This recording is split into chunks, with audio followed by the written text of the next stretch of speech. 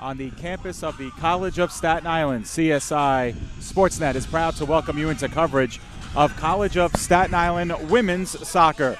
Today it's the CSI Dolphins taking on the Fairleigh Dickinson University at Florham campus. The CSI Dolphins coming in with a record of 6-2-1 overall, and FDU entering with a record of 4-5-3, having only played one conference match to date. Good afternoon, everybody. I'm David Pizzuto alongside Joe Foreman. And Joe, the CSI Dolphins have been idle for quite some time. Their last game was 10 days ago. They saw their last game against SUNY Maritime wiped out on the schedule on Monday.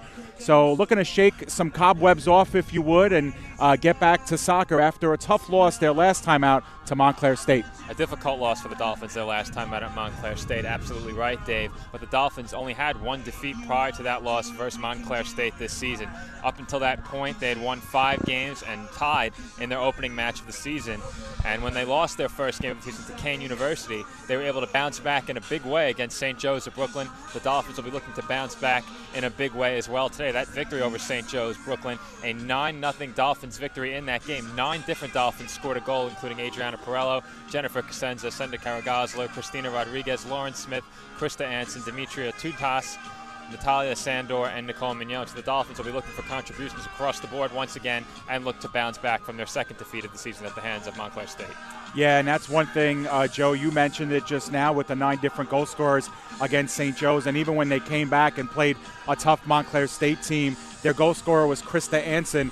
One thing is for sure, the Dolphins are getting a lot of production from first and second year players in their lineup. Of course, 2 of their goal scoring dynamos are Krista Anson, who's played an abbreviated 6 games so far. And then, of course, you have Christina Rodriguez, who's been sensational. She has 6 assists this season. One thing is for sure, the Dolphins are getting a lot of production from their underclassmen. They have, and gotten contributions across the board. We mentioned the 9 different goal scorers in that game against against St. Joe's of Brooklyn. Unfortunately, the Dolphins only scoring 1 goal in the game against Montclair. That was scored by Krista Anson, as you just mentioned. But in that game, the Dolphins did do a good job of limiting shots. MSU only had 15 shots, 10 of which were on goal. The Dolphins, unfortunately, only 7 shots in that game, 4 on goal. But throughout the season, the Dolphins have been able to put pressure on opposing goalkeepers and keep pressure off their goalkeeper, Nicole Mignon. That will be a key to success here today against FDU-Florham. Yeah, and FDU-Florham is a team that CSI has only beaten, once in their history. As a matter of fact, no, Joe, I stand corrected. They've never beaten FDU in their history. In fact, CSI has been outscored 25-0 against FDU in their 5 previous games. Now, they haven't met in some time, but FDU comes in a record of 4-5-3, but a very deceptive record, Joe, because FDU has been playing some very, very good teams, and this is a very even matchup. Both of these teams have played Kane University to use that as a barometer.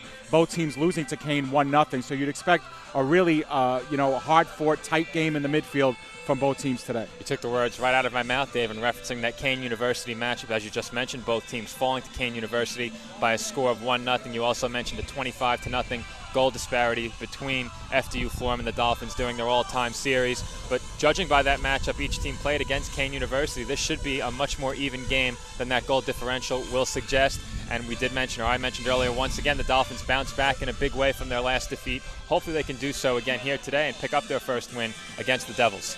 Yeah, and we'll talk now, Joe, about what the Dolphins have been doing well this season. You alluded to it. They've outshot their opponents by a heavy margin this season, over triple the amount of shots than their opponents throughout the year.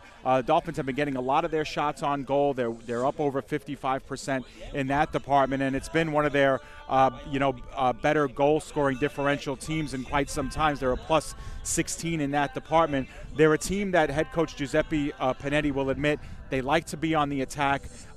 If Staten Island is doing things well, Joe, they're the one dictating play. Absolutely, Dave. And you mentioned how the Dolphins like to get on the attack. They have a lot more shots than the opposition. But a big reason the opposition shots have been limited is that strong back line of the Dolphins. Players like Rebecca Deloya, Elizabeth Aparicio, Caitlin Russo, and Adriana Perello have really been stout for the Dolphins defensively, keeping shots away from goalkeeper Nicole Mignon. And that's been a big reason for the shot disparity between the Dolphins and their opponents. Also, a big goal disparity as well. The Dolphins scoring 24 goals against the opposition opposition on the season, opposition scoring 8 goals against the Dolphins. So exactly 3 times the number of goals scored by the Dolphins over the opposition, and that's a trend they'd love to see continue here this afternoon.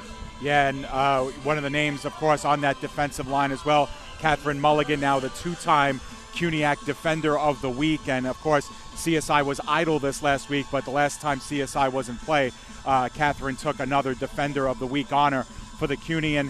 And Joe, another big factor in this game is going to be the midfield play of players like Lauren Smith, Victoria Sanchez gets a start, Stephanie Lapointe also in her first season. These are players that Giuseppe Panetti wants to control the ball in the midfield, get the feeding plays into Jennifer Cosenza, Christina Rodriguez, and, of course, Krista Hansen when she checks in. Absolutely. And controlling the ball is something the Dolphins have done very well. We mentioned the shot differential, but in a lot of the games the Dolphins have played here at home that I've covered this season, they've done a great job controlling the ball. That's a big reason why they have such a large shot disparity, as we mentioned. And, of course, that begins with the midfielders getting the ball ahead to the forward, controlling the midfield area, and that often leads to goals if you control the ball very well, and we've seen that translate into goals for the Dolphins. Another trend I'd like to see continue here today. And we also mentioned getting the ball up to those forwards today. The starting forwards will be Krista Hansen and Christina Rodriguez, 2 players who've done a great job for the Dolphins throughout this season. They've been big goal scorers for the Dolphins, as you mentioned Hansen earlier. Christina Rodriguez also, I believe, is leading the team in assists on the season as well. So really a great job all around from the Dolphins, from the back line all the way up to the forwards, and in goal, of course, by Nicole Mignon. They look for stout play and goal as well today. Yeah, and one of the names we mentioned was Victoria Sanchez. It'll be interesting to keep our eye on her, Joe. This is her first game back after she suffered an injury. This is only her second career start. She's played in 3 games, but she's missed CSI's last 6. And Joe, that's one of the benefits of being idle for so long, similar to that bye week in NFL football where teams kind of use it, to get healthy, to get kind of refocused on the rest of the season. This kind of week off comes at a very good time for the Dolphins, literally right smack in the middle of their season. Absolutely, and coming off a loss like the loss to Montclair State University, the Dolphins, of course, could have used some time to get refreshed and regroup after a really bad loss, a 7-1 game, a loss to Montclair. So the Dolphins look to come out stronger here today, of course.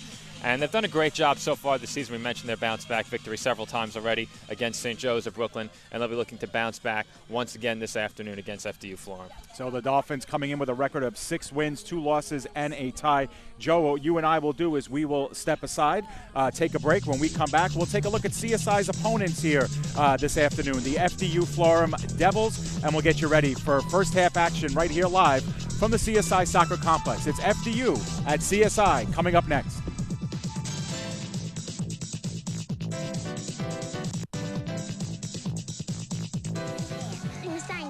Recycling takes a team.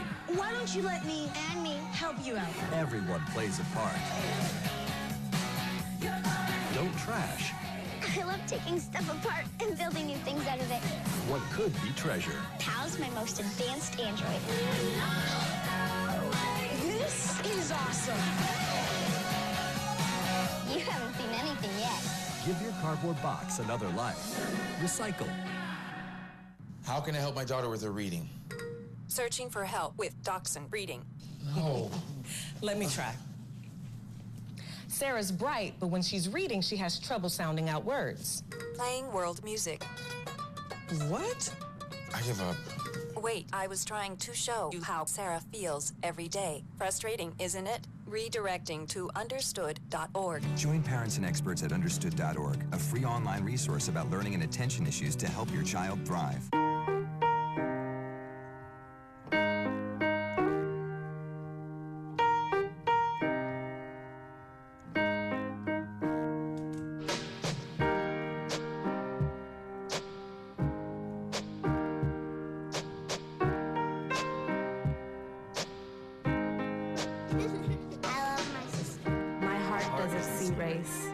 Love is love.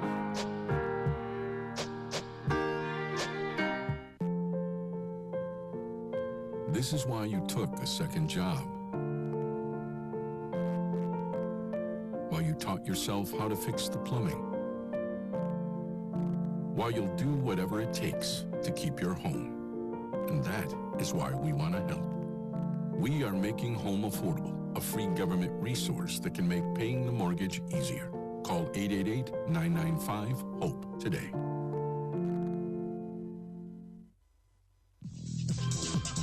Welcome back to the CSI Soccer Complex here on the campus of the College of Staten Island. It's CSI versus FDU-Florham. Joe, looks like the teams are going to get underway a little bit earlier than the expected 1 p.m. start time. Both teams are finished with their warm-ups. Why don't we take a look at the starting lineups? And for that, our broadcast partner and colleague, Joe Foreman. All right, thanks, Dave. We'll start with the starters for FDU-Florham in numerical order. The goalkeeper is 0, Annie George. The rest of the starters, as I said, in numerical order. Number 5, Christina Regolia. Number 6, Dari Lyons. Number 7, Ashley Granado. Number 11, Missy Quinn. Number 12, Kristen Fila.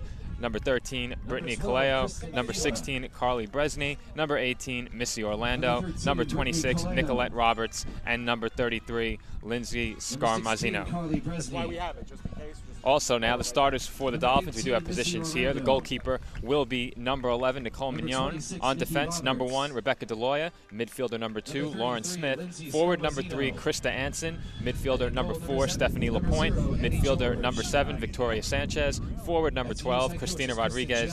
On defense, number 13, Elizabeth Aparicio. Another midfielder, number 22, Brianna DiStefano. And the final 2 defense players for the Dolphins, number 25, Caitlin Russo, and number 28, Adriana Perello. Yeah, and just a couple of notes with the starting lineup. We alluded to it in the pregame. Joe, Krista Anson gets the start. She's been used to coming off of the bench for the Dolphins and inserting that kind of offensive explosion.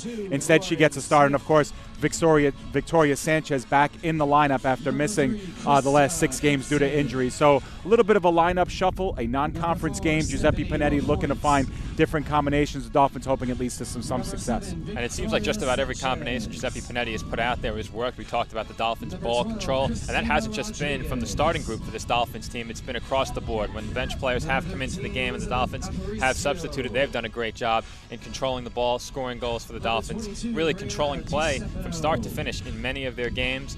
And we did mention that the record of FDU-Florham is deceptive. You look at the record of 4-5-3, you think, oh, maybe this is a game the Dolphins should control once again. But the number is very deceiving for FDU-Florham. Despite that record, they're outscoring opponents per game 1.5 goals to about 0.9 goals per game. So despite a positive goal differential of over half a goal, FDU-Florham comes in with a losing record this afternoon. They'll look to change that trend against the Dolphins and come away with a victory. The Dolphins, of course, will look to prevent that and pick up their first victory against FDU-Florham. And just for a moment, we'll step aside as we will rise for the playing of the national anthem.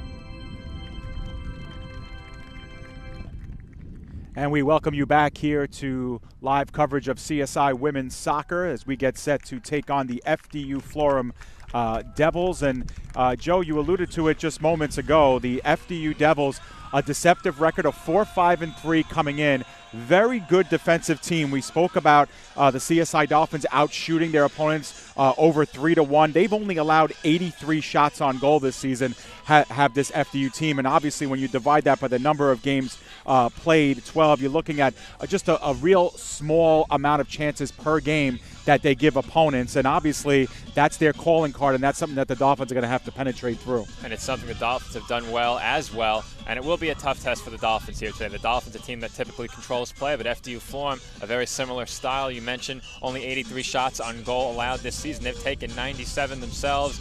They've outscored opponents 19-11 So FDU-Florham with a deceptive record, good numbers for them on the season, a stout defensive team as well, and absolutely a tough test here for the Dolphins this afternoon. Yeah, and one thing that head coach Kristen Giota and her Devils would like to do is improve on their record away from home. FDU just 1-3-2 this season when you look at just their record on the road. So the Devils will anxiously look to improve on that today. And obviously, anytime you get a chance to beat a team that's been playing well like the Dolphins, it's always a good thing for them. And the Dolphins, of course, coming in having lost 2 of their last 3 games, but they've been idle for a while, and they will look to get back in the win column here against FDU.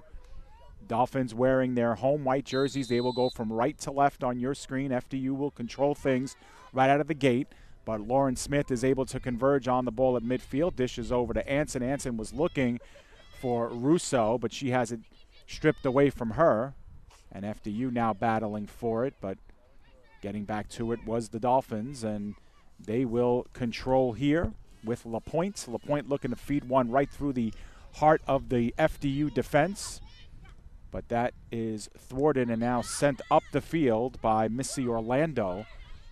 Pass was errant, so CSI able to get to it. This is Russo wearing the captain's armband. Dishes to Rodriguez. One-timer pass over to the right side looking for Anson. Anson, good job using her body to muscle the defense off the ball. But FDU is able to converge on it and spill it out of bounds. And Krista Anson, a very physical player for the Dolphins. Good ball skills, very strong with possession of the ball right there, winning that ball near the penalty area. Anson with her back towards goal, now feeding one up front, and it trickles all the way to George with Rodriguez bearing down on her. That's been registered as a shot on goal, so CSI has introduced the shooting here early, just over a minute in. Sanchez, who we mentioned in the opener, we'll keep our eye on her. LaPointe tries to keep things in. She does. Actually, it went off of the Devils player, Missy Quinn. So CSI will get themselves a throw out of this.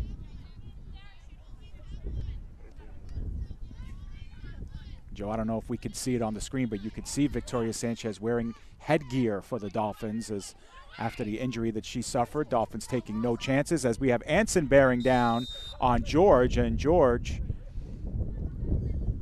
spilling it out of bounds. No play otherwise. Dolphins will have a throw-in out of this.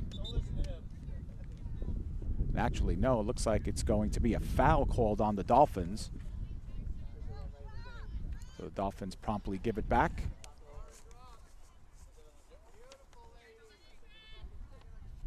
Annie George has played every second in goal for FDU this season. Very respectable numbers for her. 0.89 goals against. And here comes FDU. Now they attack far side of the field, streaking down the sidelines. And interrupting play was Perello, and she was working against Brittany Caleo, number 13. FDU will have a corner out of this, Joe. First one of the game. Their deepest penetration, obviously, so far. And this will almost assuredly be the best opportunity so far for either of these teams. We'll see what FDU looks to do with this corner kick. Plenty of numbers at the top of the box for FDU. Now they come charging in. Goes over Mignon, a header on it, and now a rebound swept off the line by the CSI defense.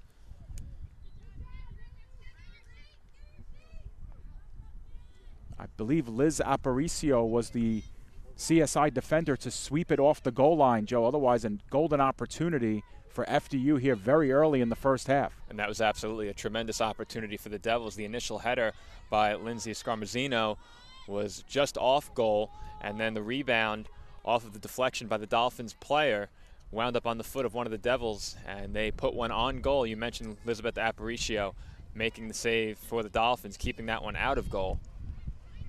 So FDU with a big opportunity here early. We're almost 4 minutes into the first half, and now FDU continues to control. Once again, working far sideline. Quick touch there, but the Dolphins able to spill it out of bounds. Nicolette Roberts had a touch on it. Now the play up towards the middle. Kaleo had a foot on it, played it back. Now FDU looking to play it in CSI's box. Once again spilled out towards midfield. Lauren Smith is there. She's able to give it to Christina Rodriguez, who is able to turn the leader to Anson. I don't think she saw it skip by her. And FDU able to spill towards midfield. Kaleo controls, steps aside from Perello, now feeds down the far sideline. Once again was looking for Roberts, but Dolphins able to converge on it, draw themselves a throw. And here comes FDU once again. Carly Bresney had control, looking for a long lead pass, and CSI will see that ball out of play and will get themselves another throw in. But FDU looking to switch fields pretty quickly here, Joe, and attacking primarily from the far side of the field. And they've done a good job early. You mentioned, of course, attacking along the far side. Good job moving the ball quickly along that far sideline and keeping pressure on the Dolphins. We'll see if the Dolphins can get play out of their defensive zone here, as that one, I believe, was ruled offsides by the lines judge over here on the near sideline. So it will be a free kick for the Dolphins. Yeah, quick turnover there, and Missy Quinn was looking far sideline, but FDU just ahead of the play, and Dolphins will have themselves a free kick. Now they haven't been in FDU side of the field here in the last 2 or 3 minutes or so, at least not for any extended possession, as Aparicio will look to take the free kick. Stays middle of the field.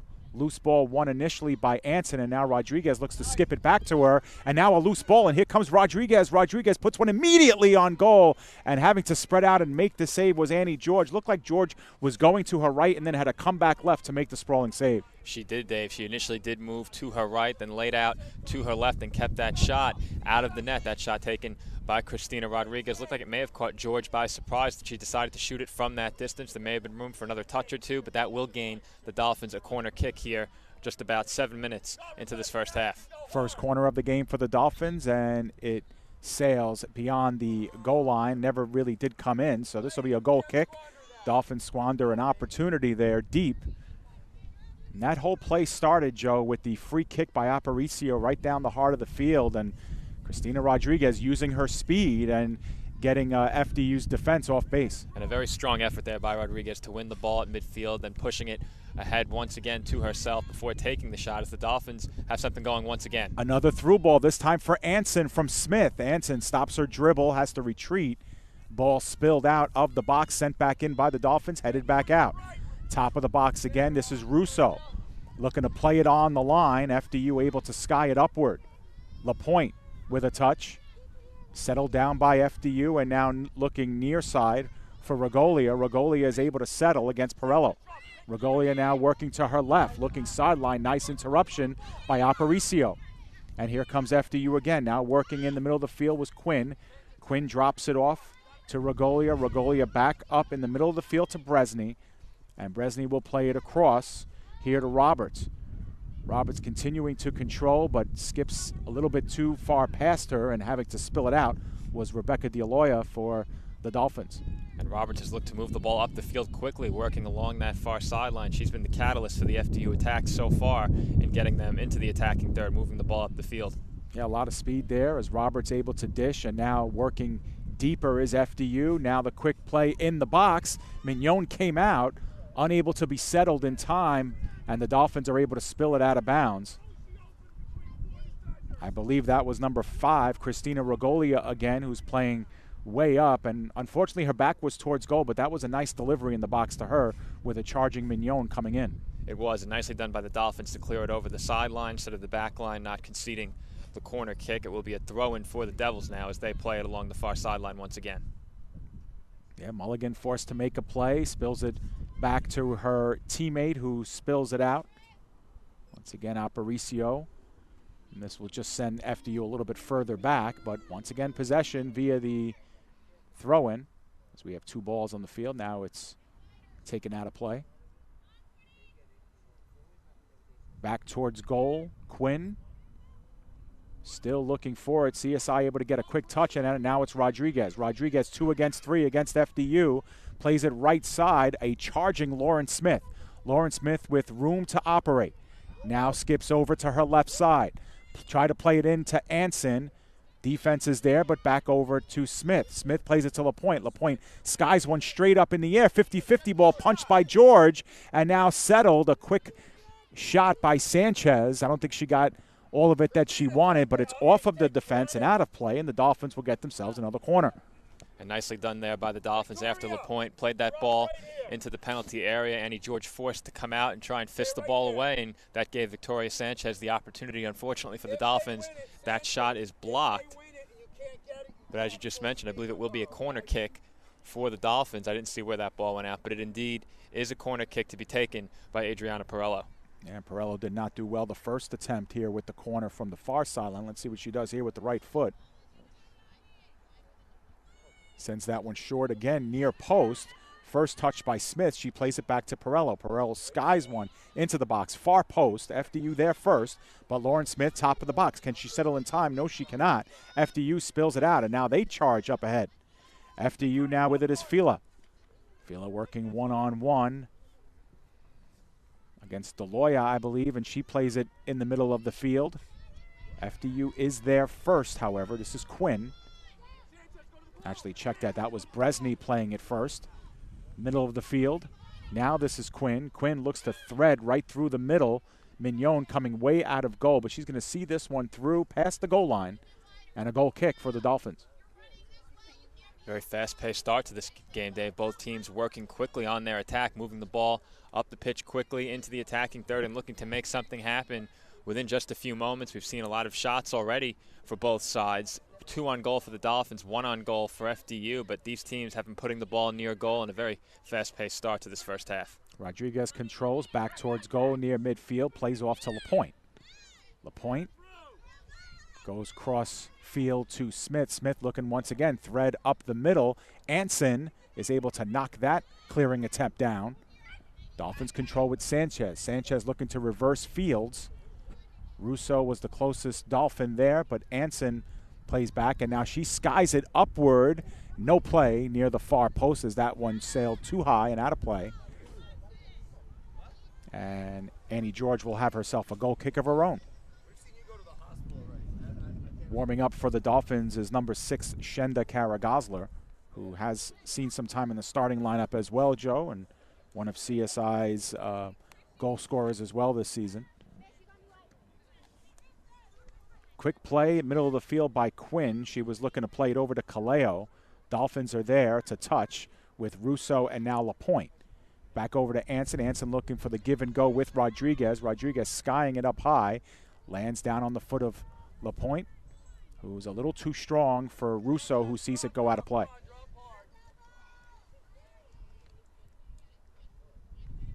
FDU with the far side throw-in. We've seen very little attack from the Devils here on the near side of the field.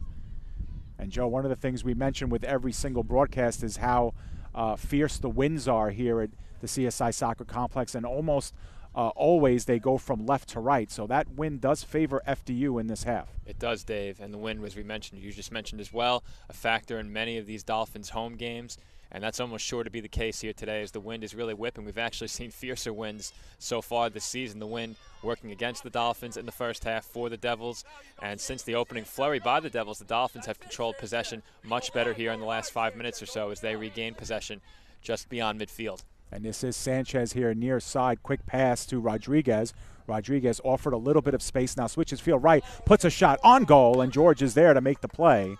A little bit of a bend on that one. She was looking near top corner, but Annie George with very good position. That was undoubtedly an accurate shot by Christina Rodriguez. We could see from here that one had, of course, Annie George not been there, would have wound up in the back of the net, top shelf in the corner of the goal, but a nicely done job there by Annie George to keep it out of goal. Not a very difficult save, a long-range shot by Rodriguez, but an accurate one.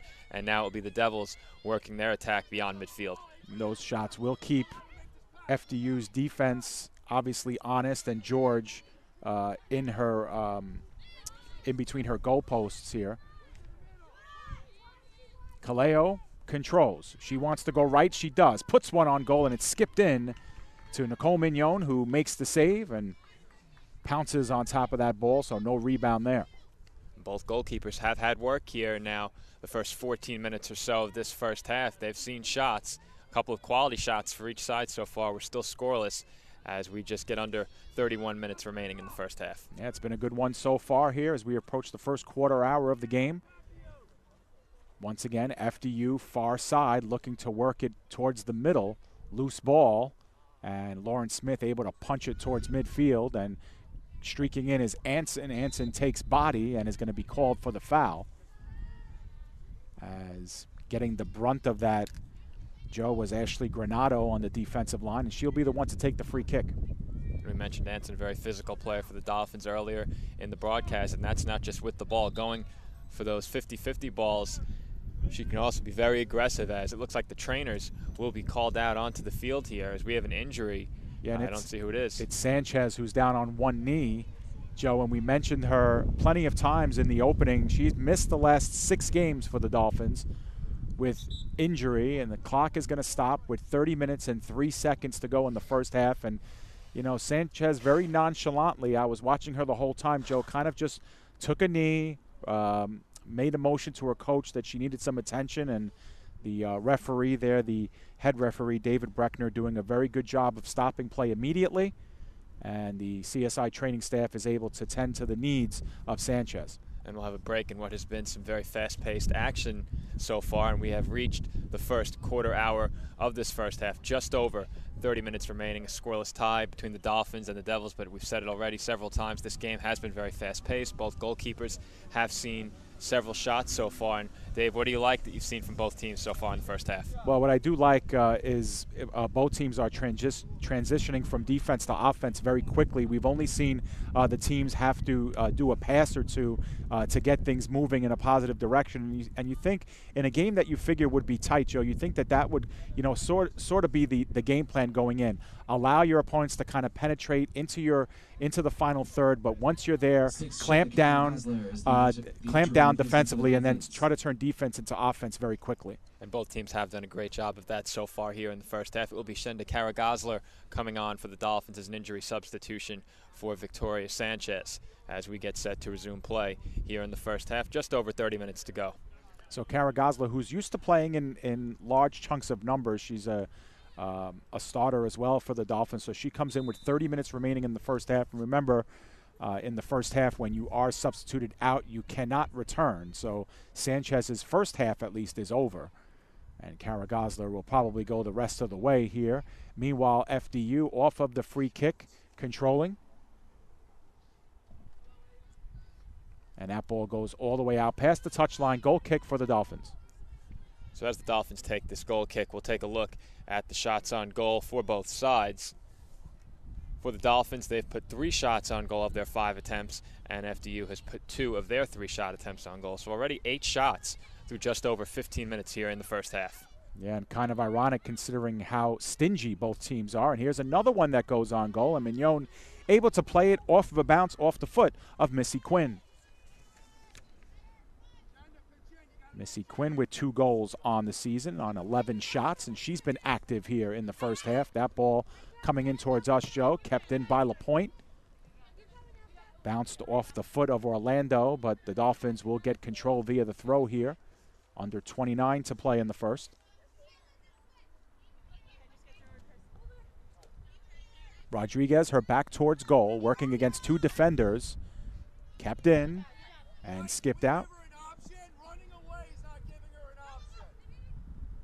Rodriguez looks to play it down and to Anson, but it's promptly spilled out by Granado. Nice play by the defense there, but the Dolphins will have themselves a throw-in 15 yards further up the field. Anson can get it into the box from here for sure. Line drive, skipped over Russo, but onto the foot of Rodriguez, who plays it top of the box for Smith. Smith looked to drop it off, but interrupted by the defense. Going down to get it was LaPointe. And she is able to get it back and spills it in towards Karagosler. Karagosler on a bounce, and the pass intended for Rodriguez interrupted by George.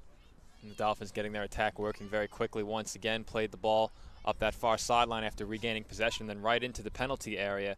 The intended recipient of that cross was Christina Rodriguez. Unfortunately for the Dolphins, Annie George comes away with it. And the Devils look to bring it beyond midfield before the Dolphins regain possession once again. Yeah, nice job by Russo, who's gone from the right side to the left now, Joe, in the absence of Victoria Sanchez. Sanchez, with her absence, leaves Russo's spot open, and that was assumed by Kara Gosler. So Kara Gosler now right center midfield, and Russo will head over to the left side. Throw in will be taken by Kara Gosler on the far side of the field, about 30 yards away from goal. Anson looks to set up shop back towards goal. She receives it. Tried to drop it back off to Kara Gosler, but the pass intercepted, but played out of bounds.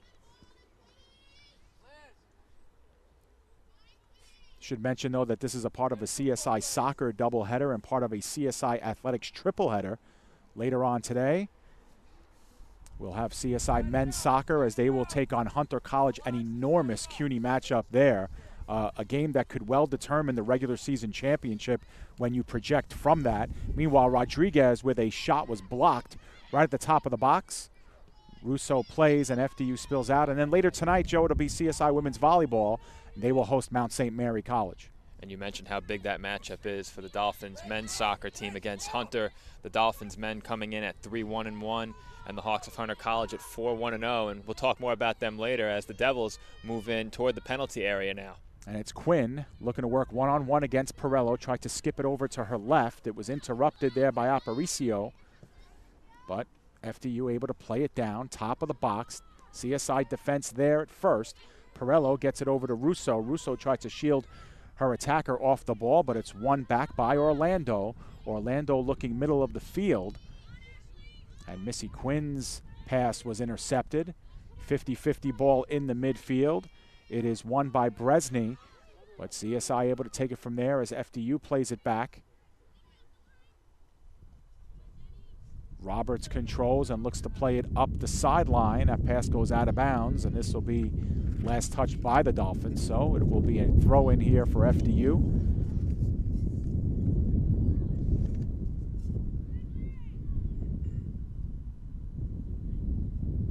Back towards goal. FDU continues to try and push further up ahead. CSI called for the foul. Not a lot of whistles so far in this one as we are just about 20 minutes into the first half. No score between the Devils of FDU and the Dolphins of the College of Staten Island. CSI with their first game since a week ago Sunday. Sky high. Top of the box, FDU trying to get to it, but CSI is there. Kara Gosler able to spill out of bounds. FDU will get themselves another throw-in out of this. It'll be Roberts to take control. Looks on the line and plays it to Kaleo. Kaleo, her back towards goal, looking for options. Look to play it across, but the only one there is the Dolphins' Russo. Russo with Rodriguez and space here on the near side. Rodriguez tried to play it through the legs of the FDU defense. Nothing doing there as FDU plays it sideline, but out of play. The Dolphins will be able to get their substitution into the game, Joe, and it is CSI leading scorer Jennifer Cosenza. 6 goals on the season, leads the Dolphins, and she's going to play for the final 25 here in the first half. And Cosenza, as you mentioned, Dave, has been a key contributor to the Dolphins, been a big part of their attack so far this season, and she'll receive the ball along the near sideline as the Dolphins look to progress on the attack. They'll turn it over, intercepted by the Devils, who now move toward midfield. Yeah, and in a game where the shots could be few and far between, Dolphins' Giuseppe Panetti opting for the fresh legs of Cosenza to come in the later stages of the first half. Normally this is Krista Anson's role, Joe. Instead, Anson got the start, and Cosenza comes off the bench. And meanwhile, this is FDU with some space. It's Kaleo, and she shouldered off the ball by Smith, but the loose ball corralled by Scarmazzino, and she tried to play it across. Ball goes out of play, but last touch by the defense. So with just over 23 minutes to go in the first half, it'll be FDU with the throw. They play it quickly from there. Regalia looking to cross it in. A low-line driver, and it skipped ahead, but wide of the net. That was a nice, quick developing play, and FDU able to get the shot just wide, and Mignon not forced to make the save.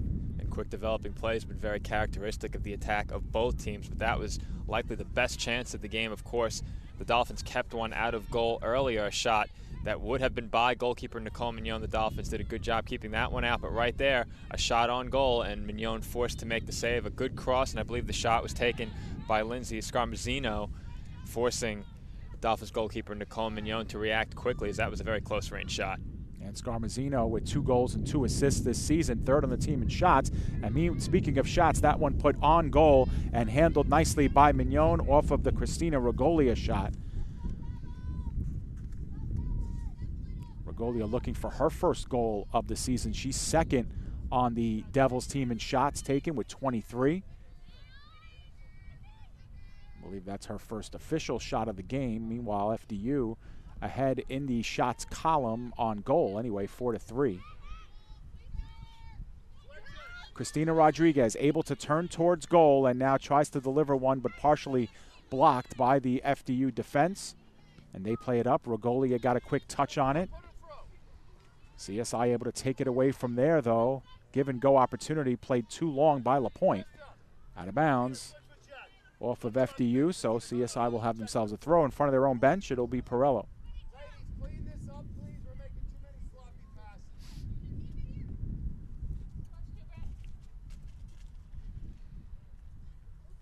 Played on the line, FDU there, as that ball skips up and over. Oh boy.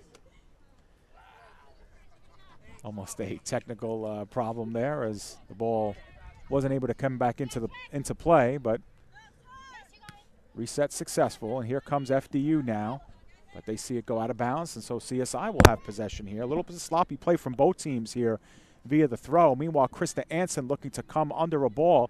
She looks to play it across. It's off the defense and out of play, and so we'll see a goal kick out of this, as Anson was actually the last to touch it.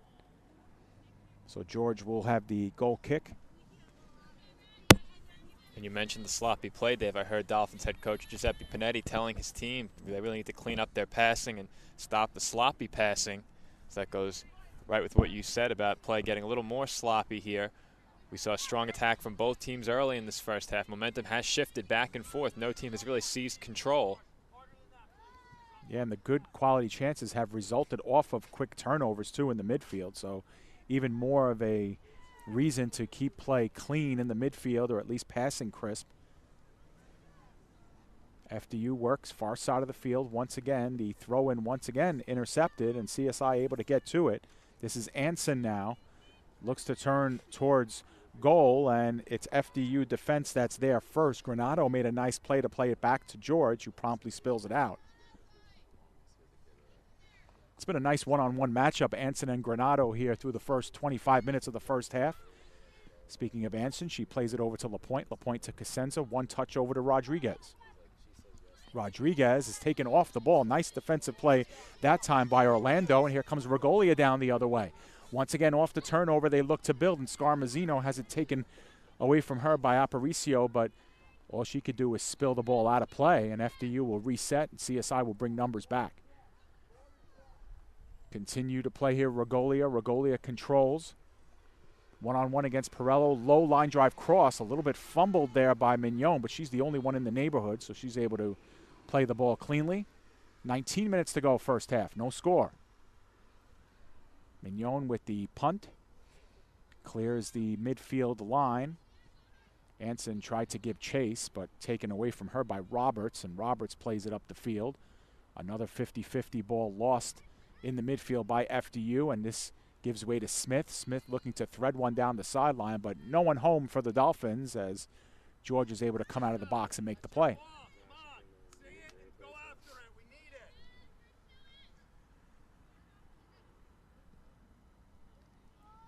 Now George with her turn to punt it towards midfield, does successfully, but off of the FDU midfield and out of play, so CSI gets control, but once again, throw-in intercepted, promptly played out. Both teams with very low percentage of completed throw-ins. Joe, we've seen throw-ins lost on a number of occasions by both teams. And the Dolphins taking their 3rd consecutive. Right here we saw a throw-in, or pair of throw-ins, I should say, along the near sideline in front of us after that ball was played over our heads, and the tents covering our broadcast area. Meanwhile, Regolia giving chase on the far sideline. Aparicio is there with her, and they go shoulder to shoulder and bump, but nice job defensively by Aparicio, and the Dolphins will get themselves a goal kick out of it. Elizabeth Aparicio, Joe, another one of those freshman talents for the Dolphins who's played nearly every minute of the season and has played really well in that defensive line. She has, and the high shot totals for both sides here in this game have not been a result of poor defense. These teams haven't made many mistakes on the back line. Instead, it's been a quick turnover here and there that's led to the shot opportunities for both sides, but the defense has been stout for both teams here this afternoon. And now a nice play by Kaleo to earn some room on her own. Top of the box, she spilled, and that's going to be a penalty.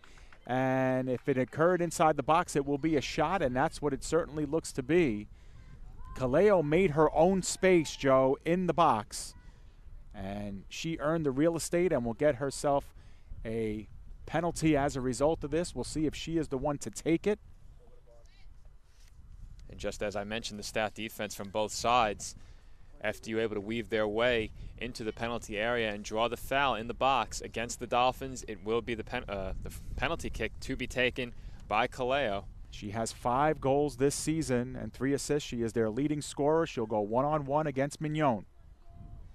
16:23 on the clock. Here's the kick, and it sails over the bar and high. Kaleo just missed it. And with 16:15 remaining in the first half, we remain scoreless. FDU will get a substitution in the game, but Joe, those opportunities don't come often, and when they do, you need to cash in. That is a huge letdown for the Devils. And you have to wonder if a failure to convert on the penalty kick now shifts momentum in the favor of the Dolphins. Can be very demoralizing for a team to come up empty on those rare penalty kick opportunities, and that's exactly what the Devils have happened to them here. And as we approach 15 minutes remaining in this first half, we are still scoreless. Gabby Diaco was the player to come in for FDU. Meanwhile, CSI here in the final 15 minutes of the first half looking to build some momentum off of a missed penalty kick. And meanwhile, here is a chase by Anson to a ball in the box, and it goes out of play. CSI calling for a handball on the play, and nothing called. Adriana Perello will take the throw in here near side. Over the head of Cosenza. Played out at first by FDU. Now the ball ping-pongs back and forth. Lauren Smith had a touch on it, but it's won by Scarmazzino. Scarmazzino looked to thread the ball through the middle. Played up the field by Kara Gosler. Cosenza might have gotten her body on it, but unable to impede it, so it'll be a throw-in for FDU. Down the line it goes to Regolia. Regolia playing against LaPointe, taking off the ball initially, but here comes FDU now. Kaleo.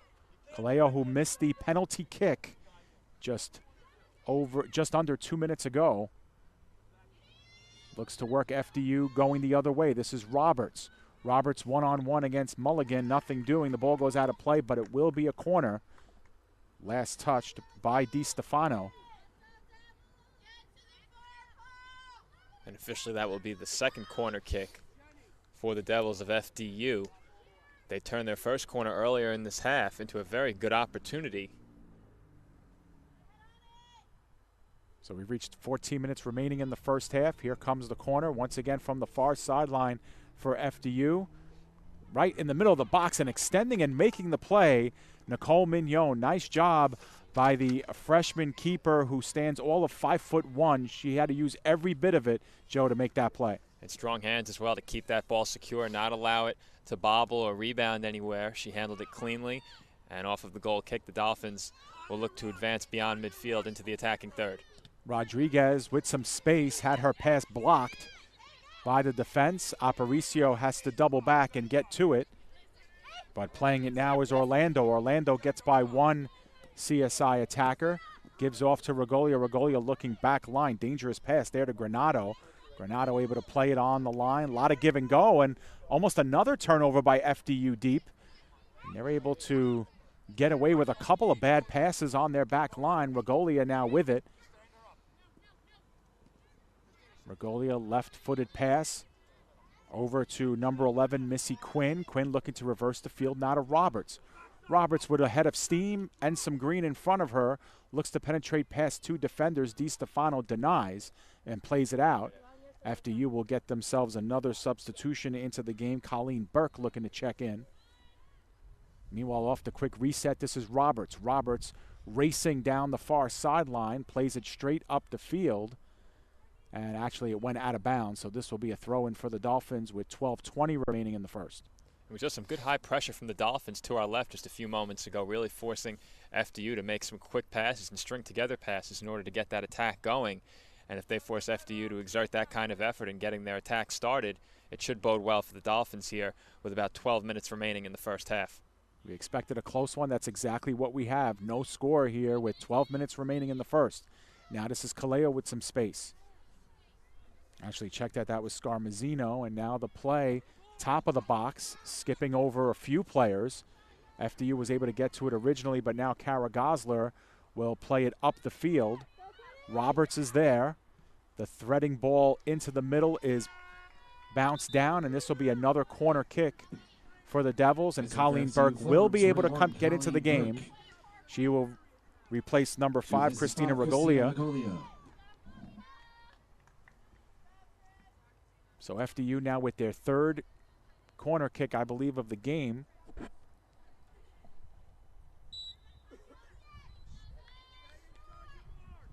They did well on the last one. Mignon had to make a beautiful play to get to it.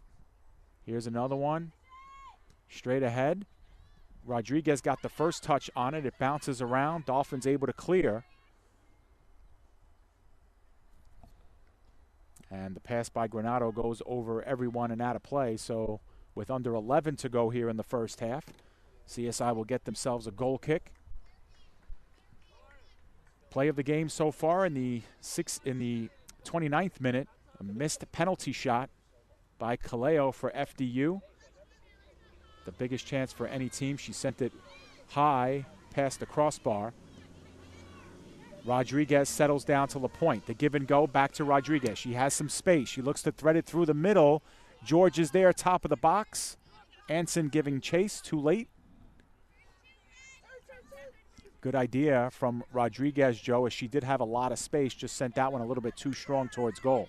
She did. She also had two teammates making strong runs toward the top of the penalty area. I believe she was looking for Krista Anson and now with that pass. Sorry, Joe, a foot race down the sideline and unable to get to it in time with the fresh legs of Colleen Burke, who just checked into the game.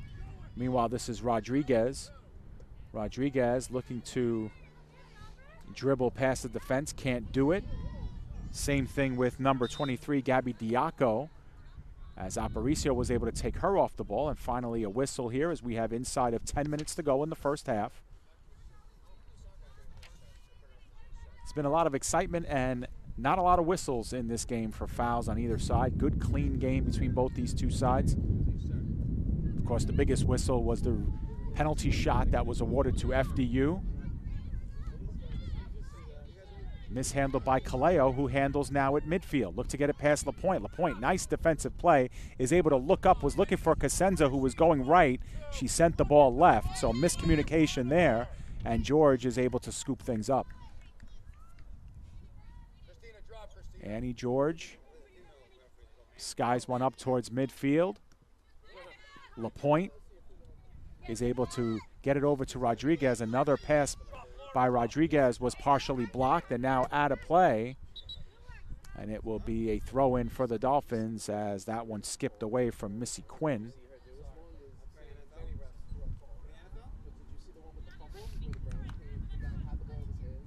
Final 8:30 remaining in the first half. No score between the Dolphins and the Devils.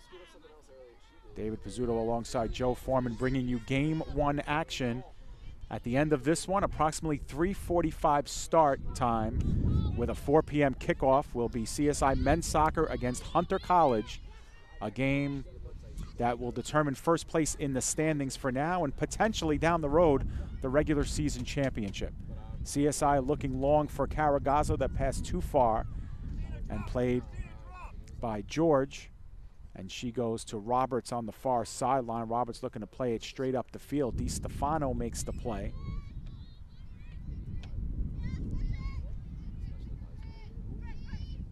Kaleo settles down, plays it up past midfield to Burke. Burke faked left, went right. Burke now with Quinn on the near sideline, and it skips ahead too far. And work along the near sideline has been a rarity for the Devils so far. They're quickly dispossessed and will head back the other way as it looks like a Dolphins substitution will be upcoming. Yep, mentioned her in the pregame, Joe. Catherine Mulligan is getting ready to check in. One of, if not CSI's best defenders here in the early weeks of the season.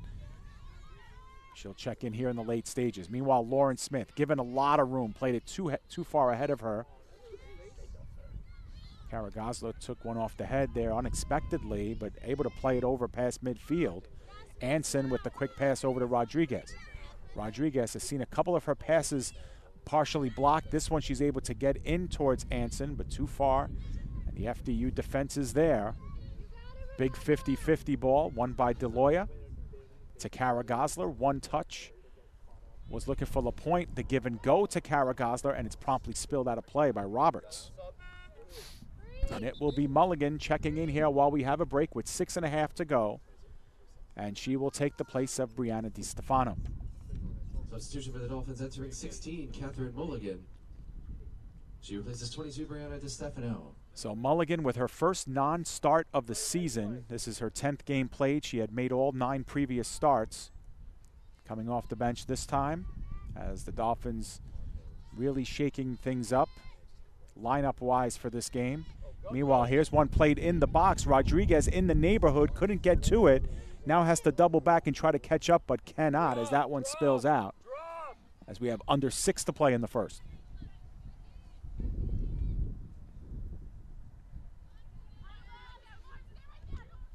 Played off of Cosenza and out of bounds, so a reset on the throw by Orlando now. Orlando down the line, looking for Burke. And that one's out of play, so Perello will get the throw. Perello, weak throw, interrupted by Quinn. And this is Burke now. And we have a foul whistled here. And both LaPointe and Burke are going to get a talking to here, as there was definitely some pushing and shoving going on. Absolutely, Dave. That one occurred right in front of us. And you can definitely see number 21 for the Devils. That being, sorry, as I go to my roster, Colleen Burke, as you just mentioned. And Stephanie LaPointe for the Dolphins, but Burke definitely gave LaPointe a shove. Yeah, and ever since Burke has come into the game, those two have been going at it a little bit. Both players playing equal roles in the pushing and shoving there, and that time Burke was really had a lion's share of the physical activity. Meanwhile, here comes FDU now near side, and it is Burke. Mulligan in the area to defense, and Burke tried to play it. Perello got a touch on it but played it out, so 4.5 minutes to go here in the first. FDU threatening here in CSI's last third. Missy Orlando playing it over to Burke. Burke was looking to give and go with Orlando, was intercepted by Rodriguez. Rodriguez looks up, plays it over the defense. Annie George out of goal, has to sky it over into CSI's end yet again. That ball able to bounce. It goes over to Aparicio, who looks over to Rodriguez. Rodriguez, with 2 FDU players on her, is able to skip it over to LaPointe. 4 minutes to go first half. LaPointe's pass intercepted at midfield by Fila. Fila gives over to Roberts. Now Roberts looking for a long run down the far sideline, and her dribble intercepted and played up the field. Kaleo controls. Midfield, Kaleo banged into by Smith and puts one into the CSI box, played on a couple of hops by Mignon with 3.5 to go.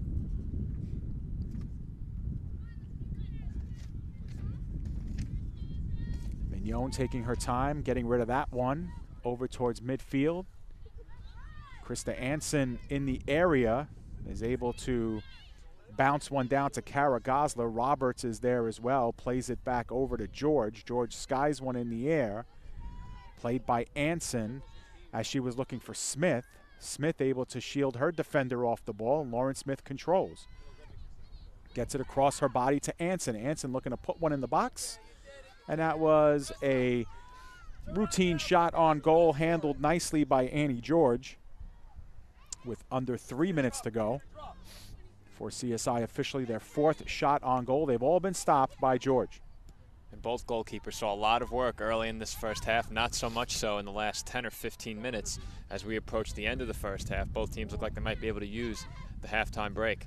And obviously with 2.5 to play, the last thing you want to do defensively is give up a quality chance here in these final couple of minutes before halftime. And obviously offensively, if you could tuck in a goal here in the later stages, what a huge momentum boost that would be. FDU, meanwhile, has a lot of space. They play at top of the box. Interrupting play briefly was Mulligan, and now Rodriguez kicks it out, but right onto the waiting foot of Caleo. Caleo looking for Scarmazzino. Scarmazzino looking to play it across. And that one, that shot attempt blocked down. Diaco had the shot. Orlando looks to play it up. Takes time, but Perello's there to sky it up the field. 2 minutes remaining now in the first half, and that one is threaded all the way through to Mignon, who's the only one home to make the play. CSI very calm and cool in the back, Joe, but that time FDU built up some heavy offensive pressure, never did get a clean shot off. And everything seemed to develop very quickly for FDU, and they did draw the penalty earlier in this first half. That attack developed very quickly. I believe it was Caleo who took the ball all the way down, quickly dribbled, and made her way into the box, drawing the penalty. And it seemed as if it was just seconds after a throw-in by FDU that attack developed and the opportunity emerged. Meanwhile, here comes Anson looking to dish off to Cosenza as we approach 1 minute to go in the first half.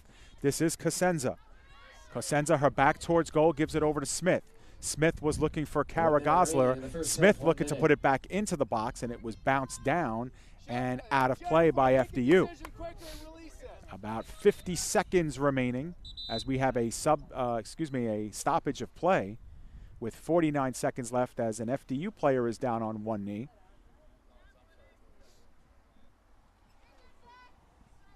And now back up. I believe that was Roberts who went down. Stoppage of play, and I mean, training staff did go on the field, and Roberts does not have to come off, and instead play resumes with 3/4 of a minute to go. FDU looking for the quick strike the other way. This is Colleen Burke. Burke, Scarmazzino racing down right side, looks to play it back over top of the box. This is Burke looking to turn towards goal, cannot, and that one is skied by Caleo, up and out of play with about 20 seconds to go. Mignon will probably have the last touch here of the first half if she has her way. Actually, she yields over to Mulligan. As we have 10 seconds remaining now in the first half. Mulligan plays it straight up the field. Scarmazzino over to Burke.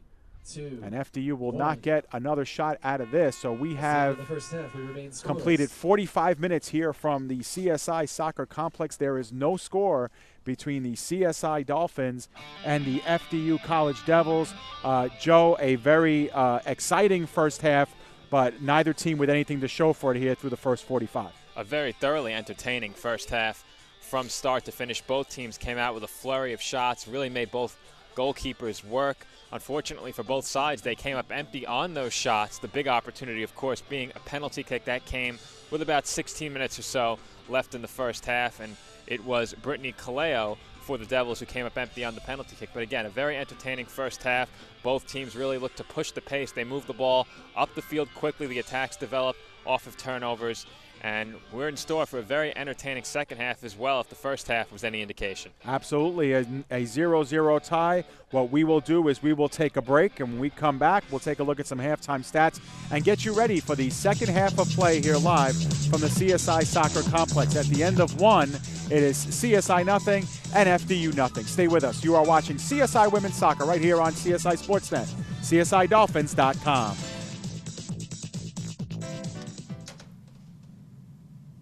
Wow, these are really good. You act surprised.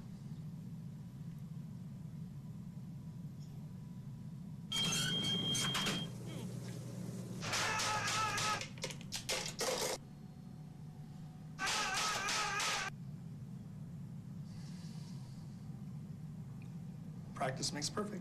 You don't have to be perfect to be a perfect parent. There are thousands of teens in foster care who don't need perfection. They need you. You know what, guys? There's a lot of tree branches and dry brush over here. We should probably put the bonfire over there.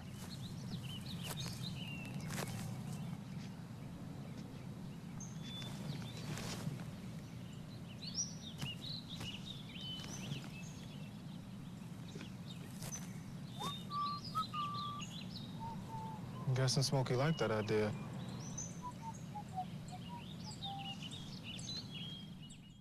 Mom.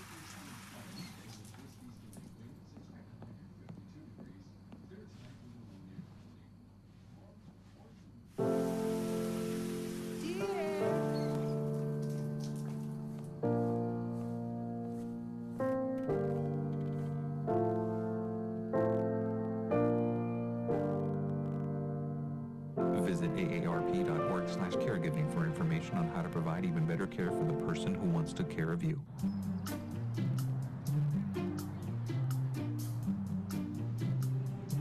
Don't worry, 74 people were picked before me in the NFL draft. To fight childhood obesity, United Way and the NFL are helping kids play at least 60 minutes a day. Okay, time for the team obstacle course. What this place needs is more healthy kids. To get involved or donate, go to unitedway.org/play60. Now I get it. When I was 6, my days were spent playing basketball. When I was 6, my dream was to make it to the NBA. When I was 6, my mom had a stroke. I'm Paul George, and I want you to spot a stroke fast. F, face drooping. A, arm weakness. S, speech difficulty. T, time to call 911. Protect the ones you love. Spot a stroke fast.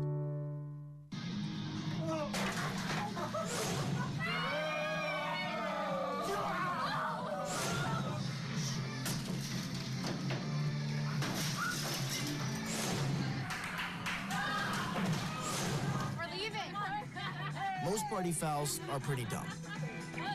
But if you decide to drink and drive underage, you could lose your license and your freedom. Underage drinking and driving. The ultimate party foul. This is the story of a boy who is very sensitive to lights and sounds. So he built secret hiding places where nothing could get in. The boy didn't like looking people in the eye. It made him feel uncomfortable. One day, he found out he had something called autism. His family got him help. And slowly, he learned how to live with it better. Early intervention can make a lifetime of difference. Learn the signs at autismspeaks.org.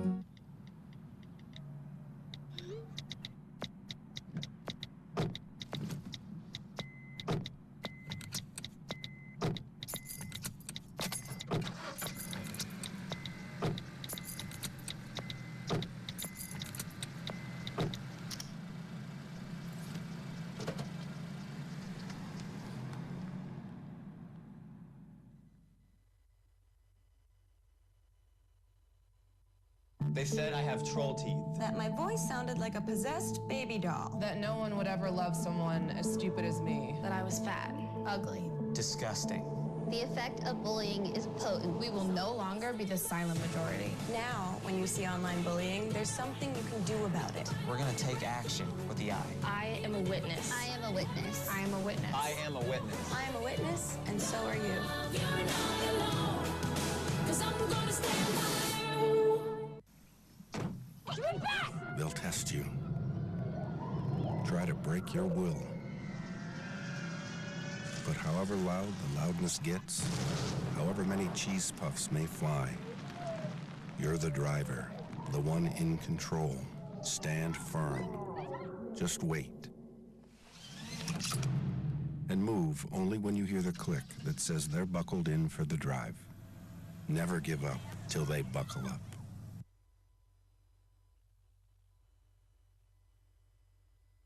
Welcome back here to the CSI Soccer Complex on the campus of the College of Staten Island. We are through 45 minutes of play and are at halftime, where the CSI Dolphins have themselves a 0-0 tie at this point with FDU. Joe, we expected a very even game, a very hard-fought game, a game where the quality chances may be few and far between.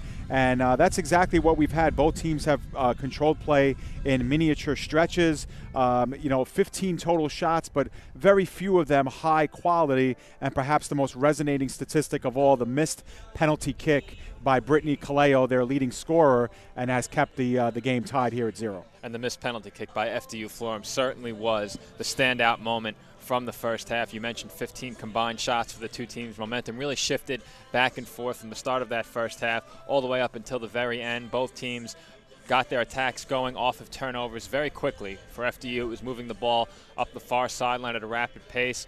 It was, I believe, Nicolette Roberts who was orchestrating the FDU attack along that far sideline, for the majority of that first half. And for the Dolphins, we saw a lot of contributors looking to get their attack going, and no really great opportunity, the best of which probably off the foot of Christina Rodriguez for the Dolphins. But the Dolphins really didn't have that one great chance in the first half. The big chance for FDU-Florham came on the penalty kick by Brittany Caleo. They came up empty.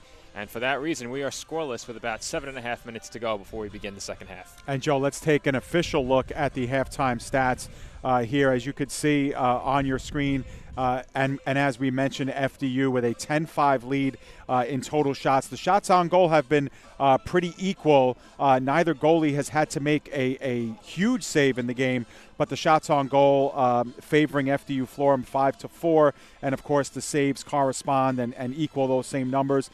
Corner kicks, FDU with the slight advantage, and of course FDU with that lone offsides call again. But Brittany Caleo, Joe, she's got 4 shots all on her own. CSI with 5 as a team, but obviously only 2 on goal. And of course, one of the ones that missed goal was that penalty kick. Nicole Mignon hasn't had to be a superstar in this first half, but she made a great play off of a corner kick earlier, and was able to get in Caleo's head enough for her to sail one over the crossbar. And a very big defensive play for the Dolphins earlier that we should mention. I believe you said it was Elizabeth Aparicio who kept a shot out of net. She saved what would have been a goal by the Devils early in that first half. And that was another great chance for the Devils early in this match. But as you mentioned, of course, both teams getting opportunities. No great opportunity play. Was very back and forth throughout that first half. The Dolphins able to keep one out of goal with their defensive play.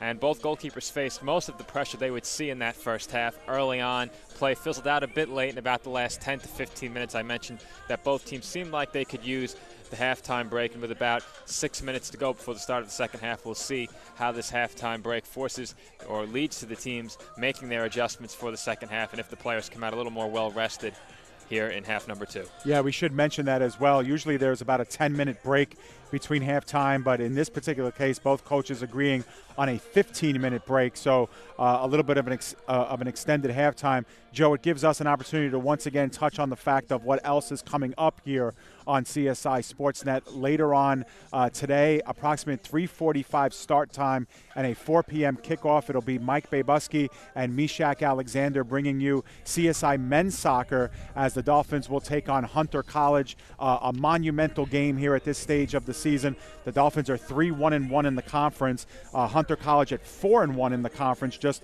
a half a game ahead of CSI, and obviously a win by the Dolphins men's team today would catapult them over Hunter in the standings and at least into a first-place tie with CCNY, who has an identical 3-1-1 record. So a big game for the CSI men at 4 o'clock. And there's no understating how big of a game that is for the men's soccer team later this afternoon. Take a look at Hunter's last 5 games, all of those coming against conference opponents, including John Jay, Baruch, Lehman, Medgar Evers, and CCNY. The only loss by Hunter College in those 5 games came at Lehman College. So Hunter will be playing their 6th conference game this afternoon, hoping to improve to 5-1. The Dolphins will look to prevent that, of course, and move their conference record up to 4-1-1 and hopefully take sole possession of first place atop the CUNYAC. That game, as you mentioned, Dave, coming up at 4 p.m. pregame at 3:45 here on the CSI Sports Network. Yeah, that's the one thing to note on the men's division, Joe, is that everybody seems to be beating everyone. You mentioned that Hunter College's only loss has come to Lehman College. CSI has yet to face Lehman College, but the only CSI loss this season came at the hands of CCNY, and Hunter College defeated CCNY in their last game 2-1. So there's a lot of teams beating each other up, and that's why it's hard to kind of consider what's going to happen when this season shakes out. But the one thing that we do know is that there are 9 teams in the CUNY Conference, and only 6 of them, for the first time ever, are going to make the playoffs. So that means 3 probably very good teams are going to miss the playoffs, or at least 3 teams that can consider themselves as equals. So that's what makes these games so important. And the other bit of importance, too, is that the top 2 teams in the conference will get an automatic bye into semifinal play. So, it's nice to win the conference regular season, but it's also almost essential on the men's side to come in one of the first 2 places. Otherwise, you have to play a 3-6 or a 4-5 game where there's going to be very little differentiation between the teams. And this game this afternoon for the Dolphins is absolutely huge. We've already fallen to CCNY, which would give CCNY the tiebreaker over CSI. So you don't want to fall to Hunter as well, as CCNY and Hunter could very well be 2 teams in those top 3 positions. Atop the CUNYAC, you mentioned 3 very good teams could miss postseason play. And taking a look at the schedule for the Dolphins, games against several teams in the conference have been very competitive, and it speaks to how wide open the top of this CUNYAC conference is. Very competitive game against Brooklyn College, perhaps their most entertaining game of the season back on Saturday. That was a 2-1 victory for the Dolphins. Also, earlier this season, the Dolphins falling 1-0 to CCNY, a game where the Dolphins really controlled play. Unfortunately, a mishandled ball by Jake Foldis allowing CCNY to score the lone goal in that one. They would fall, of course, the Dolphins losing to CCNY in that one by a score of 1-0. So you said it, Dave. Everyone is beating everyone. The top of this CUNYAC conference is wide open. And again, there is no understating how big this game is against Hunter College this afternoon for the men's soccer team. Again, that game beginning at 4 p.m. here on CSI Sports Network. Yeah, and if you're watching us on your computer screens at home or at work, if you're on the CSI campus and are using us as a luxury, if you will, for the men's game, you do need to come on out to the field because it's also Latin American Heritage Day for the Dolphins. The first 100 fans will receive a free T-shirt commemorating the game. Our friends at Hobra will be serving free food at the game as well for all fans in attendance, and one lucky fan in that men's soccer game at halftime will have a chance to kick themselves a way to get $10,000 at halftime in a promotional giveaway that CSI is doing. So, hey, it's great if you're watching us, but you really need to be here at the field for some great promotions that are going to happen during the men's game.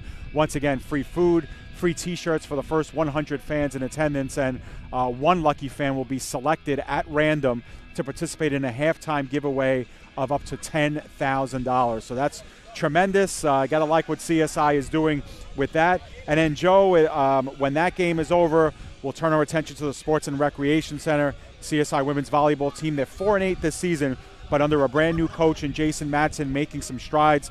They play Mount St. Mary tonight at 7 o'clock at the Sports and Rec Center. So as soon as it starts getting cold out here, we'll be heading inside.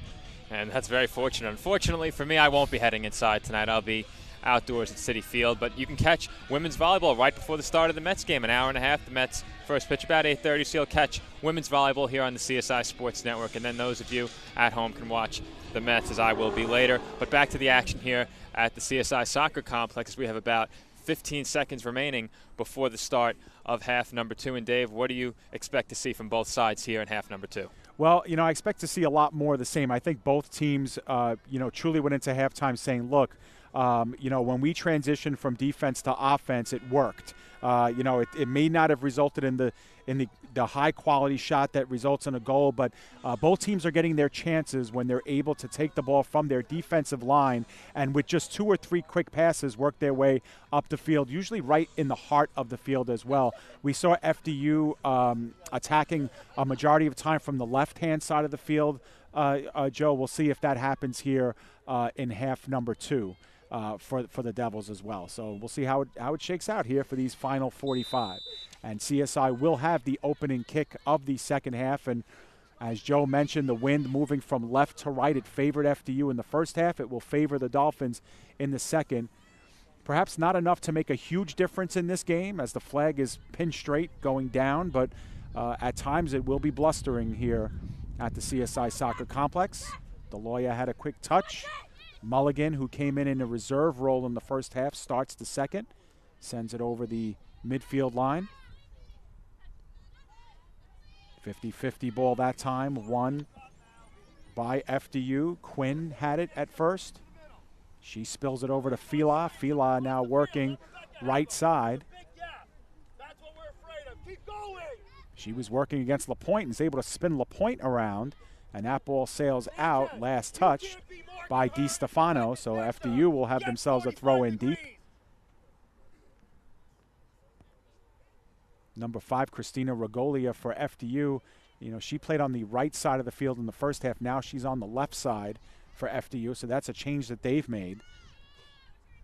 Positionally anyway, as this ball sails over to midfield, FDU continues to assume control. This is Quinn working right side, and that one is a cross underneath. Regalia in the neighborhood, and it's going to be an offside against FDU. So Mignon was there to make the play, Joe, but it all is whistled down due to the offside. And that looked dangerous for a moment there, Dave. A big crowd in front of Mignon. It didn't look like she was going to be able to handle that ball cleanly, and a bad bounce. And that ball could have wound up in the back of the net, but the offsides call negates any threat. And that one is played out of the penalty area by Mulligan. The Dolphins then give up possession to the Devils, who now work the ball beyond midfield. So Kaleo controls here. Gives it over to Fila.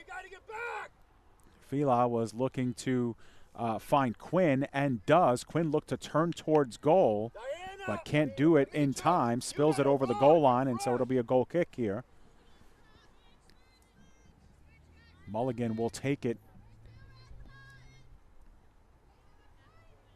Top right of the box. Sanchez back into the game after being subbed out about 15 minutes in when she went down on one knee. FDU once again controls. Regalia working body on Deloya, but Deloya is able to spill it over to Sanchez near sideline. Sanchez plays it up the field to Anson. Anson, her back towards goal, is able to turn, look for a pass to Smith. Couldn't find her. Taken away by Orlando at first, and now Orlando sees it back over to her. Looks top corner of the box to Fila. Fila toe poked away from her. And CSI takes control. Back up, midfield. It's Anson. And as a foul called on FDU, I believe that was called on Bresney at midfield. And LaPointe stretching things out.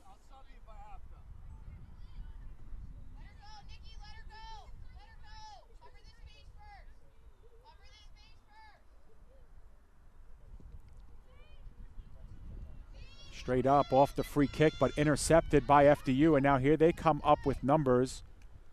Regalia was offside on the play anyway, but FDU is able to get it back, and this is Kaleo. Kaleo was looking to thread it over to Regalia. It's intercepted by Deloya. Deloya to Sanchez. Sanchez's pass in the middle of the field.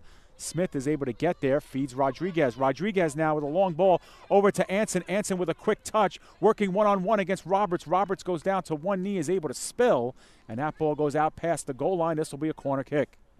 And that will be the third corner kick of the game upcoming for the Dolphins. It looks like number 7, Victoria Sanchez, will make her way over toward the near sideline in the corner to take this kick for CSI. Such a nice play made by Lauren Smith at midfield to kind of get that play started. And the Dolphins looking to cash in here via the set-piece corner. It is Sanchez. Her first game back after missing the last 6 with injury. Sanchez, middle of the box, and looked like LaPointe was in the neighborhood. Looked like she might have fanned on the header as it skipped over to Annie George, who makes the play. Golden opportunity that time for the Dolphins. LaPointe unable to get to it. Scarmazzino plays it over to Quinn. Quinn, middle of the field, and now it's spread over to Fila. Fila was faking left, going right, taken off the ball by Dimitra Tuntas, who's entered the game in place of Adriana Perello, who was being worked on at the trainer's table at halftime and did not start the second half. Turnover by Tuntas, and FDU is there. This is Kaleo looking to Regalia. Regalia looking to give sprint, but can't get to it. And it will be Caitlin Russo who will check in for the Dolphins, and she will replace Dimitra Tuntas, who was in the game for a whole 5.5 minutes here of the second half. In the second half, players are allowed to re-enter only one time, so Tuntas will be available. Skied up over to FDU's side of the field. Sanchez fans on the pass, but is able to get it back, plays it right up the middle, over the defensive line to Rodriguez. Rodriguez looking to make a move on the defense, gets to it and puts one well wide of George. Rodriguez did a nice job to shield Dari Lyons off the ball. Had a tough angle at the shot, Joe, but sent it well wide. And a great ball there by Victoria Sanchez to put her in that position for a shot. Unfortunately, the shot high and wide by Rodriguez, but that was a great chance for the Dolphins. I think easily that was their best opportunity of this match so far, as we approach about 6.5 minutes into half number 2. Still scoreless between the Dolphins and Devils. Third shot of the game for Rodriguez, and her 63rd shot of the season, leads the team.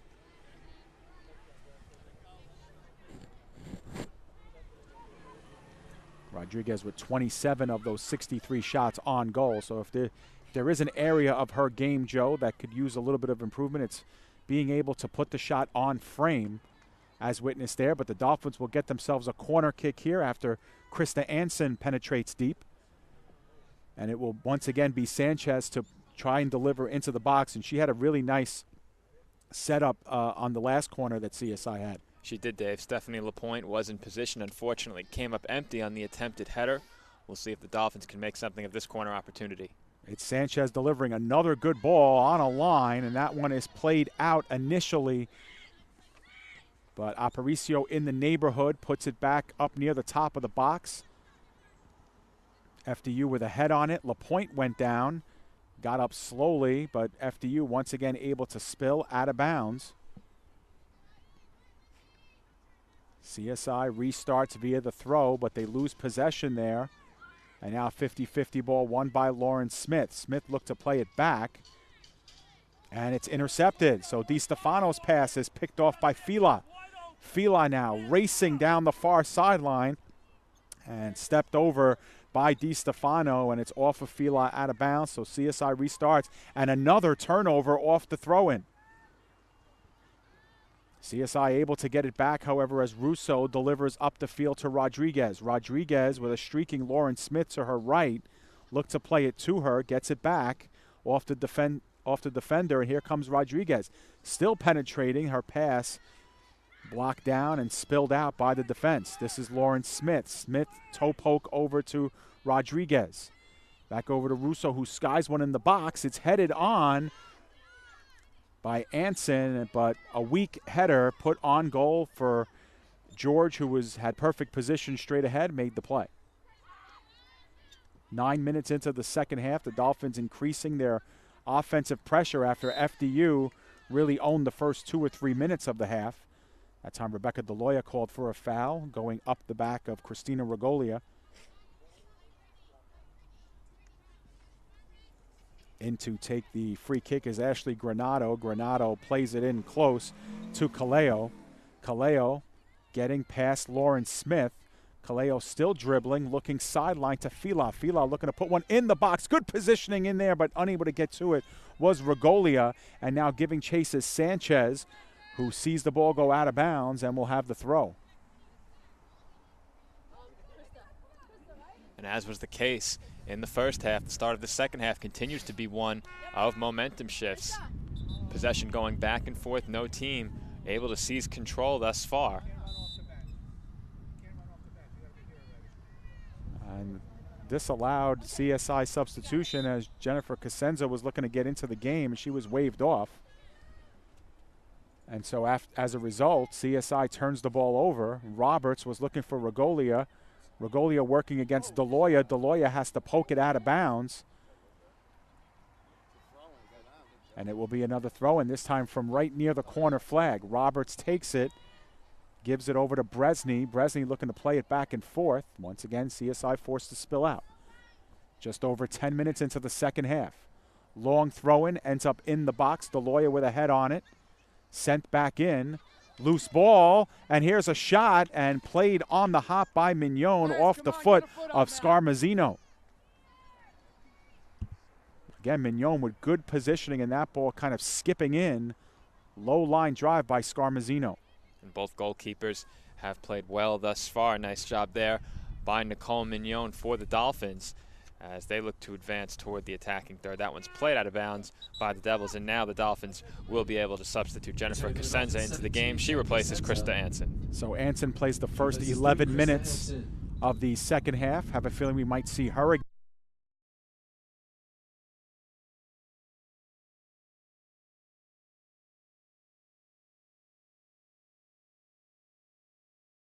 again in the later stages of the second. Meanwhile, Cosenza comes back in. CSI looking to thread the ball through the middle of the field, nothing doing as FDU able to play out. Catherine Mulligan shanks one off of her foot, but it goes straight up in the air. Regolia is able to take it there. Roberts with the touch, and Mulligan. The official has stopped the clock to talk to Mulligan about that last foul. He also calls over Lindsay Scarmazino. So no official booking on the play, but it will be a free kick here, as number 7 Ashley Granado will get into this one. Granado plays it straight down the middle of the field. Scarmazino with a quick touch over to Caleo. Caleo moves over to her right, sends one on goal that lands right at the shoelaces of Mignon. Quick bounce into her hands.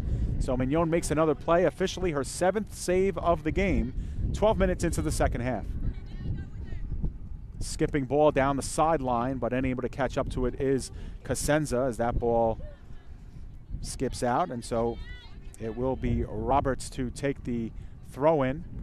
Pass too long for Regolia, and now CSI looking to play sideline and once again goes out of play. Roberts will once again deliver in. Regolia keeps it in. Roberts had a touch, but LaPointe is able to intercept, and now her pass is intercepted at midfield. Ball bouncing around. Rodriguez slipped on top of it, and now 50-50 ball, and it is played and sent over the midfield line to Regolia. Now Caleo controls. Caleo looking to sidestep past LaPointe. Nice defensive play by LaPointe, but she's shielded now over the ball by Caleo. Granado plays it across.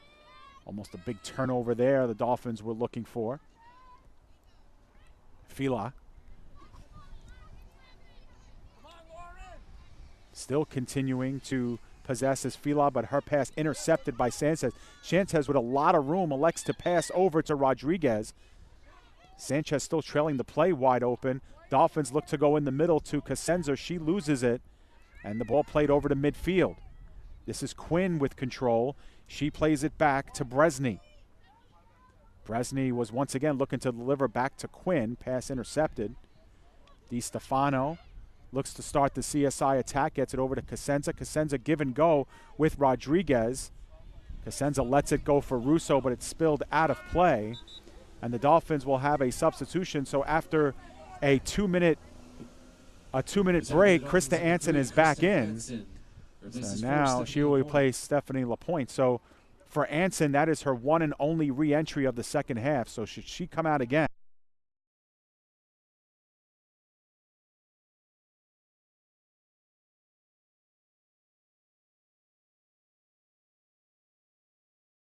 she will not be able to return. The throw-in played right back out by FDU. Another throw-in for the Dolphins. Once again, first touched by FDU, and they get possession enough to clear it over towards midfield. Rodriguez sends it into the box. Streaking is Sanchez, and who has the heavier throw.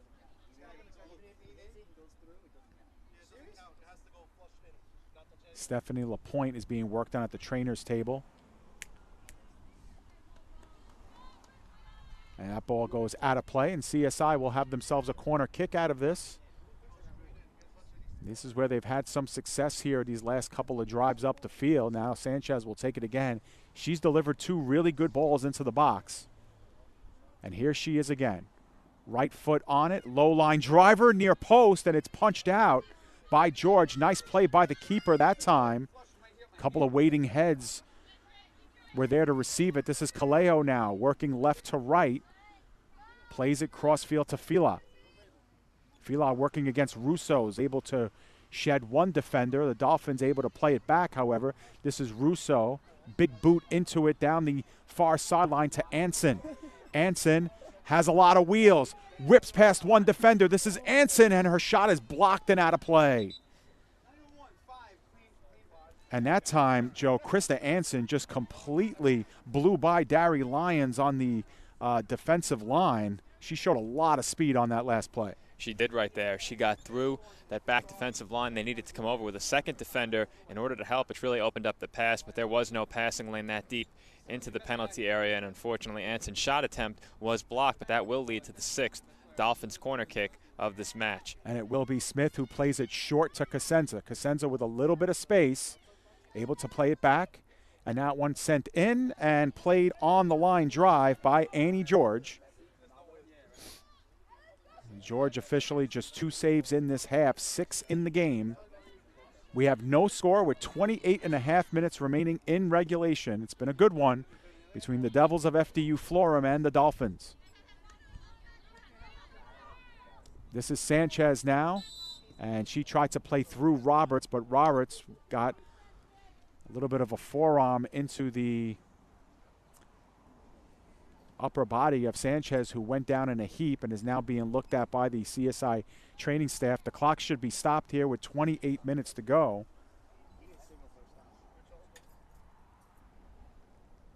And Sanchez is now on her back. So in case you joined us late, Sanchez making her first start since very early in the season. She missed 6 straight games due to injury. Made the start today, only the 2nd start of her career. And now she had to leave in the first half, Joe, due to an injury, and now again in the second, she will almost surely be taken out of the game here. And you mentioned earlier, Dave, that she had suffered an injury that required her to wear gear over her head. It looked like she was hit in the head once again on that particular play. It looked to be a collision that occurred close to the near sideline right in front of the Dolphins bench. And I hate to speculate regarding injuries, but it does appear as if there was contact above the neck at the very least. Yeah, and that's one thing, obviously, with all over the NCAA and in professional sports, is any kind of contact with the head area is an immediate kind of stoppage of play, and players need to be assessed a lot sooner. Obviously, with head injuries and concussion-based injuries, that's something that the NCAA and all of the real professional major sports are taking a deeper look into. And it actually looks like they might be working on Sanchez's knee, but again, you don't want to speculate regarding injuries, so I'll stop doing so. But Sanchez is still down on the pitch with exactly 28 minutes to go here in the second half, and it looks as if this might be an extended stoppage of play.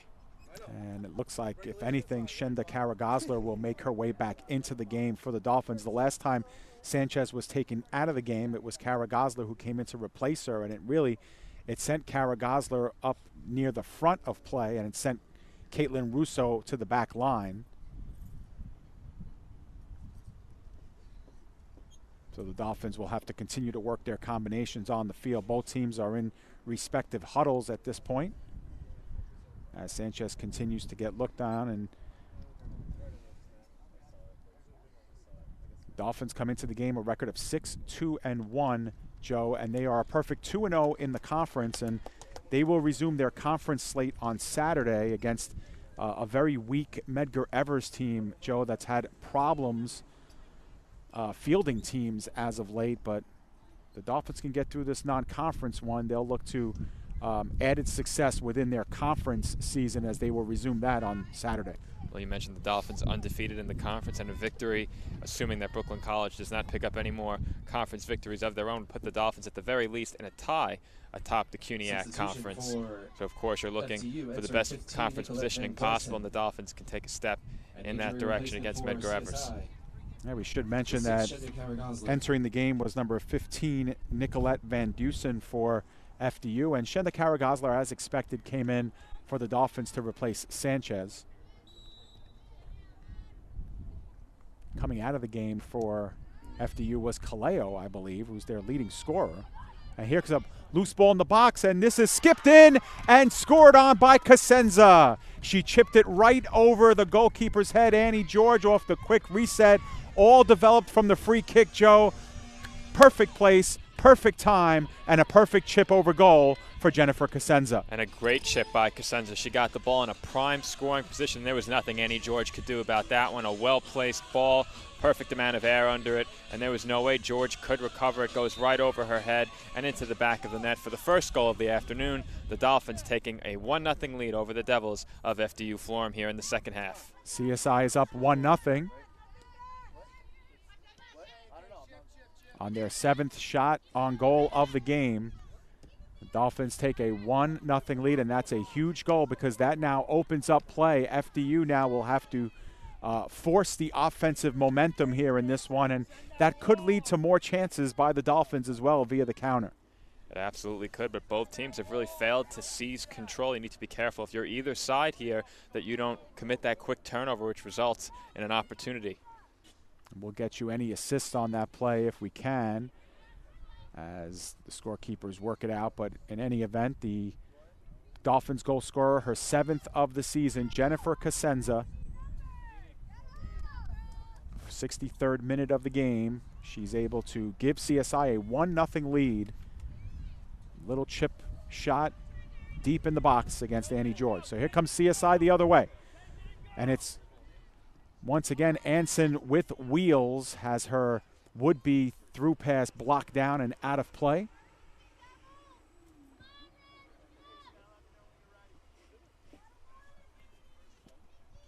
First goal always one of the most important one of the most important goals in soccer because it changes the complexion of the game and how teams want to be able to play. And FDU now has to force the offensive momentum, and we should mention that they did make their one substitution so far in the second half as well. It wasn't for Kaleo, their leading scorer. It was for Fila, who came out of the game. And it should be interesting to see how both teams adjust now that a goal has been scored. I mentioned several times already that momentum has shifted back and forth throughout this match. We'll see if FDU looks to be a little more aggressive at both ends, offensively and defensively, and we'll see if the Dolphins look to be a bit more conservative now that they have a 1-goal lead.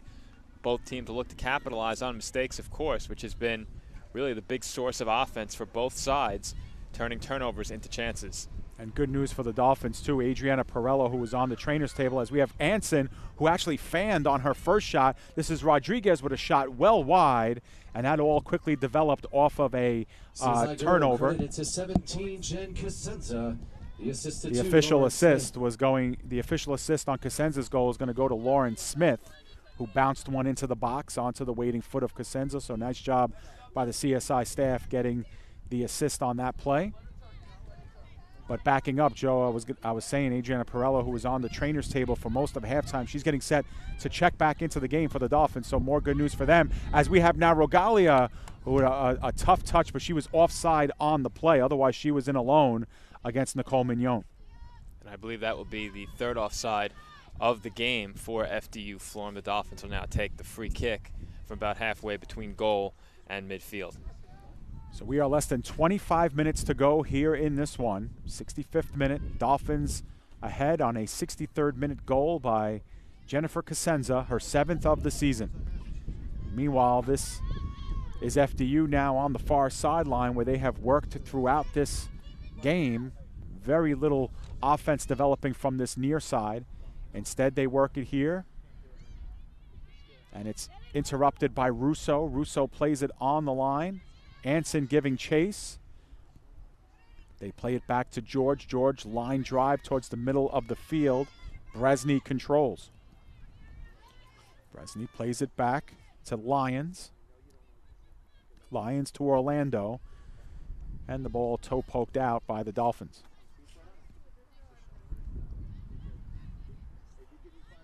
Dolphins are coming off a 7-1 loss at the hands of Montclair State University 10 days ago. They've been idle since and are looking to get back into the win column. They're 6-2-1 this season. Up 1-0 in this one. And goals have been at a premium for Dolphins opponents as that one is spilled out of bounds. Joe, we should mention another sub-story and another subplot to this season. Dolphins have yet to allow a goal at home this season. And that's always huge. You can't lose if you don't allow a goal. That, of course, means the Dolphins are unbeaten at home so far this season as the Devils look to move toward the penalty area. Both DeLoya and the attacker for the Devils, Missy Quinn, go down as the Dolphins gain possession and move it up along the near sideline. Kara Gosler plays it over to Cosenza near midfield to Smith. Smith looked to play it quickly to Anson. It skipped off of her foot onto the defense. FDU able to control. They back things up.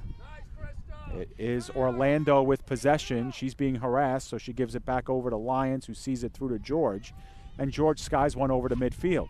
DiStefano with the first touch, but she plays it out of bounds. This will be throw in for FDU with 22.5 remaining. Quick restart here. This is Bresney. Bresney looks to play it down the sideline, interrupted by Russo. Ball continued to play in. Once again, they return favors at the midfield line. Russo was looking for Kara Gosler. Instead, it's Roberts. Roberts streaking down the near sideline. Regalia can't get to that one as that pass was intercepted by Mulligan, but it's given up. And continuing to control was FDU until Kara Gosler sends one through. Roberts now looking to thread one through the middle, but Aparicio is there. Anson, quick drop pass over to Russo. Russo with a lot of field in front of her. Plays it up the line, looking for Smith. But once again, DiStefano, and that one goes out of play. And it will be Perello re-entering the game for the Dolphins. And Kristen Fila, who came out, is now back in. Perello is replacing Lauren Smith. And coming out of the game for FDU will be number 33, Lindsay Scarmazzino, who's been very busy as well today. 21 minutes to play in regulation. Dolphins lead 1-0. Both teams with 7 shots on goal. Mignon with 7 saves, and Annie George for FDU with 6. DeLoya working to her right side, looking for Cosenza near the top of the box, but interrupted by the defense. Ball bounces around, and that one kicked out of play off of the kneecap of Shenda Kara Gosler, and it will be Roberts to take the throw.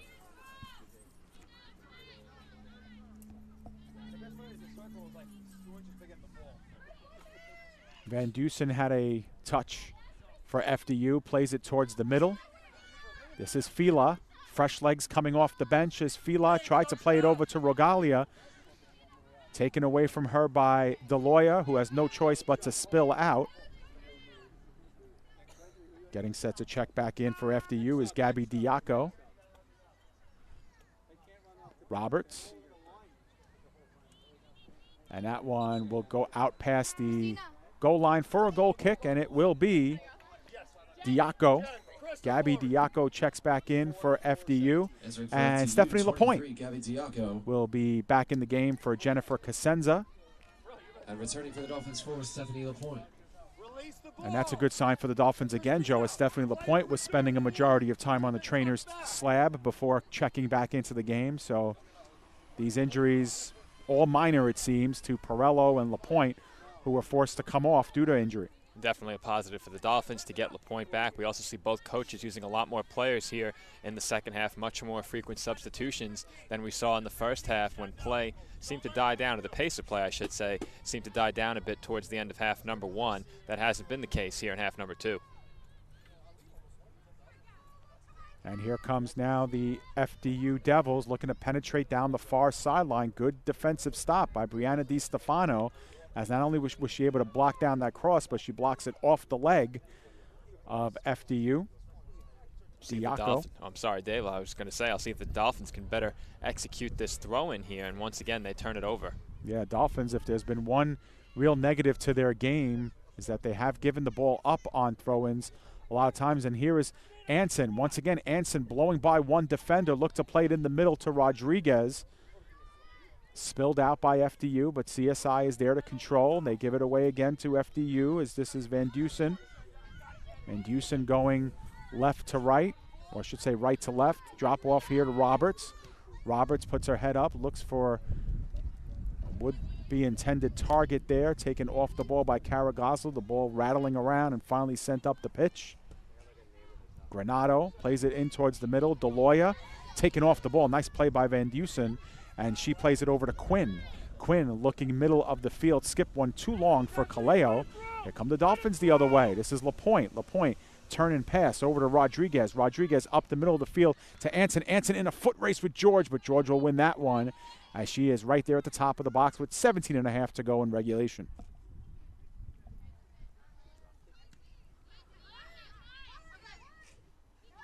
Van Dusen continues to control, now gains midfield. Mulligan's able to chip it over Quinn. Deloya now looking to get it over the FDU defensive line. Granado was there but plays it out of bounds, and this will be a throw-in for the Dolphins. Kara Gosler will take it. Drops one into LaPointe. LaPointe turn and pass over the defensive line and over everyone else, and we'll have them a goal kick here for FDU as checking back into the game for her first and only re-entry of the second is Lindsay Scarmazzino. And she will replace number 15, Nicolette Van Dusen, who made her 11th appearance this season. And for FDU, they're the team that needs the goal here. They're down 1-0 with 16.5 minutes to go.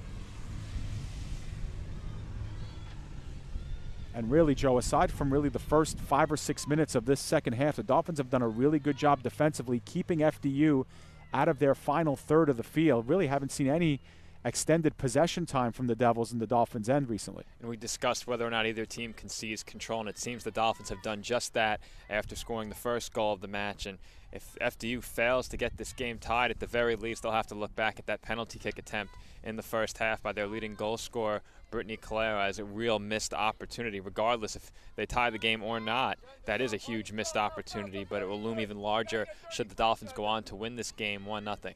Yeah, without question, as Fila looks to thread one through the middle, but right there is Mulligan, as she's been doing all season, eliminating another threat. And this is Rodriguez, sidesteps one defender. Here comes Rodriguez, and she is fronted, and a nice defensive play that time by Orlando to interrupt that play. And that was had the potential to be an on-man rush for the Dolphins down the field. As here we have Russo with Anson just offside, as she had certainly beaten number 7, Ashley Granado, on the play, but just a little bit too ahead of the play was Anson. And Anson definitely had an opportunity to make a run there, but the flag of the line judge went up immediately, and we can't argue with that one. It certainly appeared Anson was offsides, though it is tough to see from our angle sometimes just to the left of midfield. Free kick upcoming for the Devils. Should mention that Anson made her first career start today. Her 7th game. The previous 6 were all in a reserve role. She has 4 goals and an assist this season. And this is Russo, who's able to win a 50-50 ball. Tries to thread one through the middle. Intended for Anson, but played out towards the sideline. Russo was there. Sees it out of bounds. We have under 15 to play. Quick throw-in. Played up the field by LaPointe. Kara Gosler in the neighborhood. Rodriguez looked to poke one over to her right, but there was no one there for the Dolphins. This is Quinn. Quinn to Granado. Granado with Perello bearing down on her. Delivers up midfield. Played back. This is Orlando, and Orlando plays it all the way back to George. George plays it over to midfield. 50-50 ball won by Russo. Orlando again. Played off the defense. Under 14 minutes to play.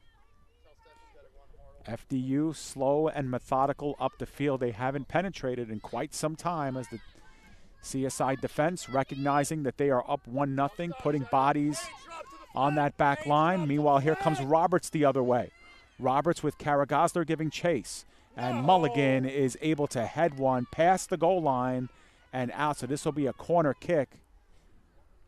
And a big opportunity here for FDU. They haven't had any kind of play in the CSI box in quite some time. And Brittany Caleo, their leading scorer, who missed the penalty kick as Joe mentioned, with 16 minutes left in the first half, we'll try and get FDU in prime position here with this corner. About 5 red jerseys moving in far post to near.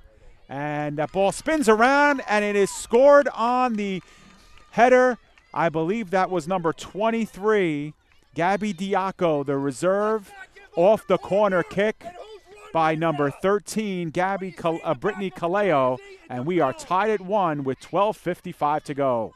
And Dolphins head coach Giuseppe Panetti very upset, presumably with Catherine Mulligan, after she played that ball over the goal line, conceding the corner kick to the Devils, and that opened up the opportunity for the Devils to make something happen. You mentioned, Dave, that they hadn't really put much pressure on Dolphins goalkeeper Nicole Mignon here in the second half, and with that corner kick and the goal on the header by Gabby Diaco, we're now tied at 1 with under 13 minutes to go here in half number 2. And a little bit of redemption for number 13, Brittany Caleo. She missed the penalty shot in the first half, took that corner here in the second, and was able to deliver one right in the middle of the goal box. And, you know, even Nicole Mignon on that one, she was extended, tried to make a play on it, but it was right onto the waiting head of Diaco, who made it count. And here's a would-be pass into the box that once again is interrupted, and this will be a corner kick here for FDU.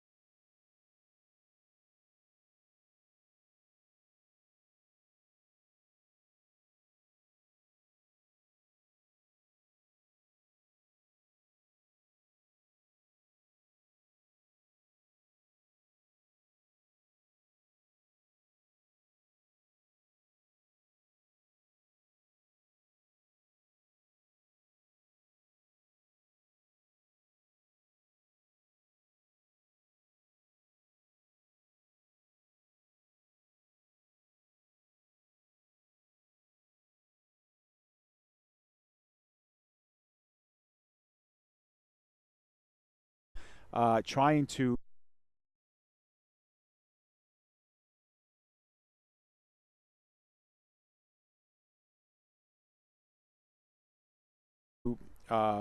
dribble past 2 defenders.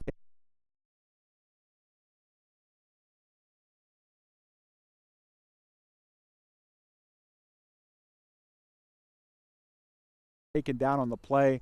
Everybody on the CSI sideline screaming for a foul. They don't get it, and play allowed to continue, and FDU takes another goal and their first lead of the game, and 1 minute. Like forced to put number front. Now the tide has now working in towards the right, being converged on by 2 Dolphins. Aparicio skies one up high. The play to Kara Gosler, but it's intercepted by Scarmazzino. We mentioned earlier that the Dolphins had not allowed a goal here at the CSI Soccer Complex, of course, meaning that they have gone unbeaten at home so far this season. And that unbeaten streak here at the CSI Soccer Complex is in jeopardy with just over 9 minutes remaining here in the second half. Yeah, very good point there, as Dolphins came into this game being outscored by FDU 25-0 in their previous 5 games, had themselves a 1-0 lead for a little bit of a stretch here of the second half, and instead they now trailing by 1 with just under 9 minutes to play. Meanwhile, the Dolphins now have been the team that has not really possessed the ball in FDU's end. Krista Anson plays one off the shoulder. And now this one played backwards. It's Kara Gosler in the neighborhood, and Roberts now forced to step in and thread that one out of play as FDU sends numbers back. Kara Gosler will have the throw. Looks top corner of the box to Cosenza. Taken out originally. Quinn had it for a sec. And now it's given up. Scarmazzino in the neighborhood, played out by the Dolphins. DeLoya, substitution for FDU, as they will get Regolia back into the game, replacing Roberts. Roberts, a very busy day. Good games for her. FDU-5, Christina Regolia replaces 26, Nikki Roberts. And Dimitra Tuntas just walked onto the field without checking in. So Tuntas will come in. And I don't know who came out. Krista Anson Kristen came out. Anson, and her day is done. She cannot return for the Dolphins. As we have now controlling is Diarco. And we have a foul whistled against her. So with 7.5 to go, Dolphins will have a free kick from just inside their own end of play.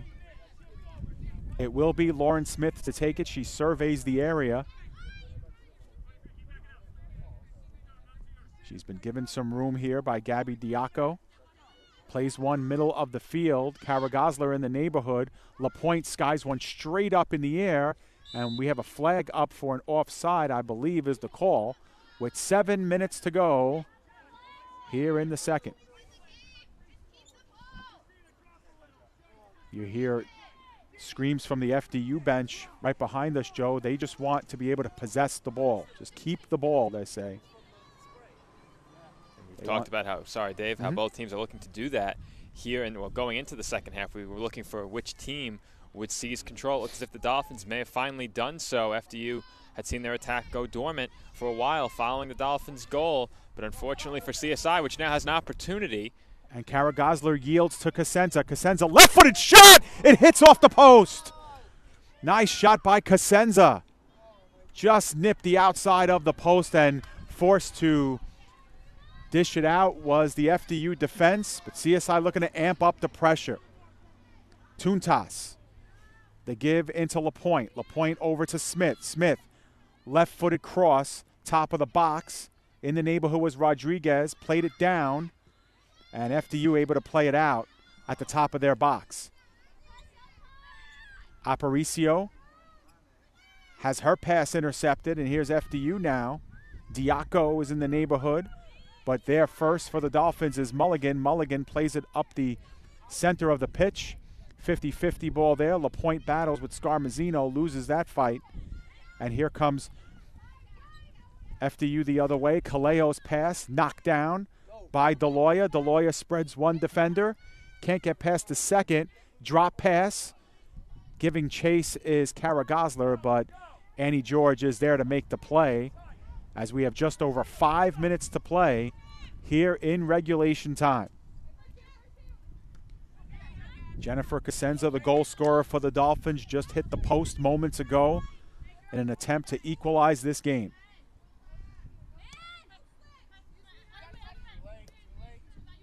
Tuntas looking to catch up to that one. Little late towards the ball. DeLoya skips it out past her. Nice sliding tackle to retain possession. DeLoya looked to thread it through to Cosenza, dished out of play by the FDU defense as we are under 5 to play in the second half. DeLoya gives to Cosenza. Her back towards goal, looking corner flag towards Tuntas, and that ball goes out of play. 4.5 to go. Regulation time. Game 2 of our CSI soccer doubleheader. The CSI men take on Hunter College. A 4 p.m. kickoff. We'll be back on the air at 3:45. Mike Babuski and Mishak Alexander will have that game for you. As we have Tuntas here. Final 4 minutes to play. Out of bounds. CSI with possession.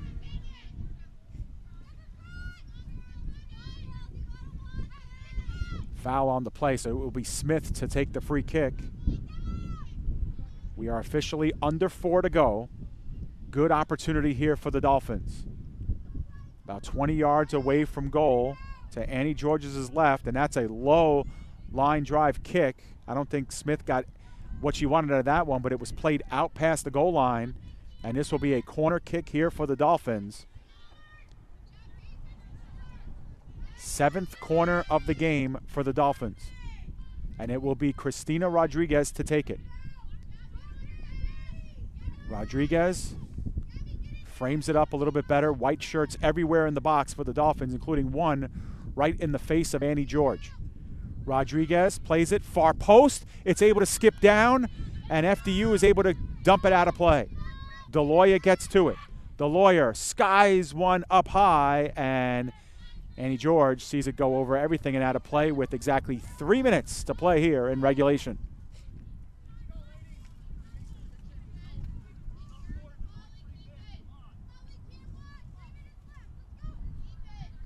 Annie George here, frames it up.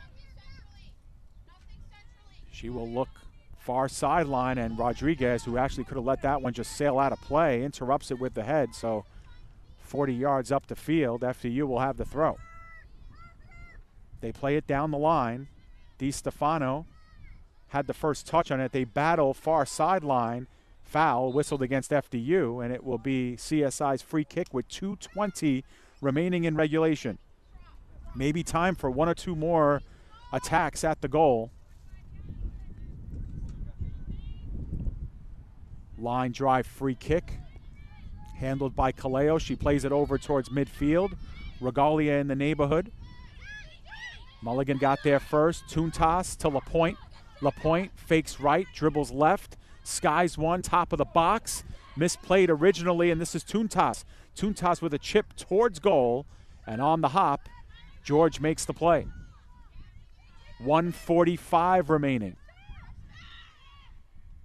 Annie George steps into that one, sends it towards midfield, turned over to Tuntas. And Tuntas makes the ball go out of play with 1.5 minutes remaining. Quick reset. Tuntas to Smith, back to Tuntas. Tuntas tried to chip it once again into the box, and offside is whistled against the Dolphins. Otherwise, Cosenza was there. Her back was towards goal, but she was the only one in the neighborhood. And that offside call, I'm not sure if it went against Cosenza or Caragosler. It looked like Caragosler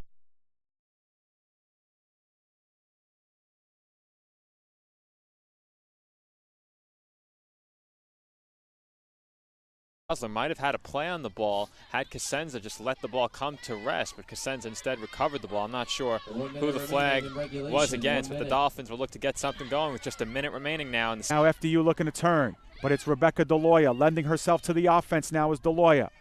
DeLoya skips one in towards the box, but George is there. She falls on it with Cosenza streaking down on her as we have 1/2 minute to go here in regulation. George taking her time. Traveling 30 yards east to west on the field. Now from the top of the box, punts it out. Nice punt by George as CSI has a lot of real estate to make up here in 20 seconds. Meanwhile, it's Fila who will play it down the sideline. Dolphins running out of time here with 15 seconds to go. DiStefano at midfield. Dolphins perhaps with one chance, but FDU is there. And now the shot on goal handled by Mignon, and that will do it. That will be the final. FDU improves their record over CSI to 6-0 all time. They take a 2-1 lead, 2 goals in a span of 1 minute and 49 seconds. Does the Dolphins in. The final score, FDU 2 and CSI 1. Joe, we promised our viewers a good one. That's exactly what we gave them.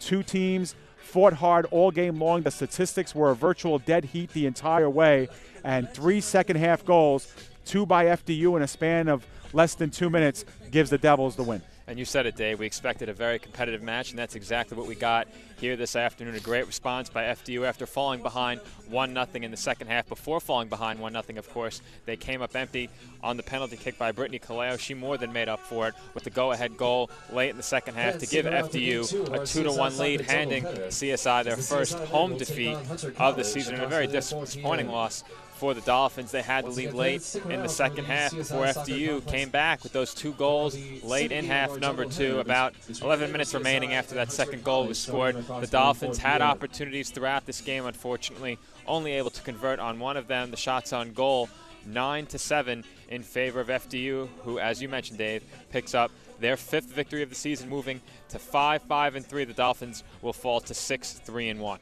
Yeah, and the other thing to keep in mind, Joe, that this was the Dolphins' first game in 10 days. They've now dropped their last 2, and you expect for them to have to shake off some cobwebs maybe a little bit, and they had a couple of little nagging injuries that saw a lot of their players come out of the game. The good news is that Krista Anson, who checked out of the game with about 7 minutes to go, she is back on the field sprinting with her team and cooling down, so she looks to be okay. Victoria Sanchez, though, who did have to leave the game in the second half, it was the second time she had to leave the game because of injury. She still is on the trainer's table right now for the Dolphins, so that's something we'll have to follow throughout. So the Dolphins, obviously injured a little bit coming in, but at the same time, a few of their players had to leave the game due to injury, and we hope that they'll be fully rested come their next game on Saturday. And Joe, we should talk about that.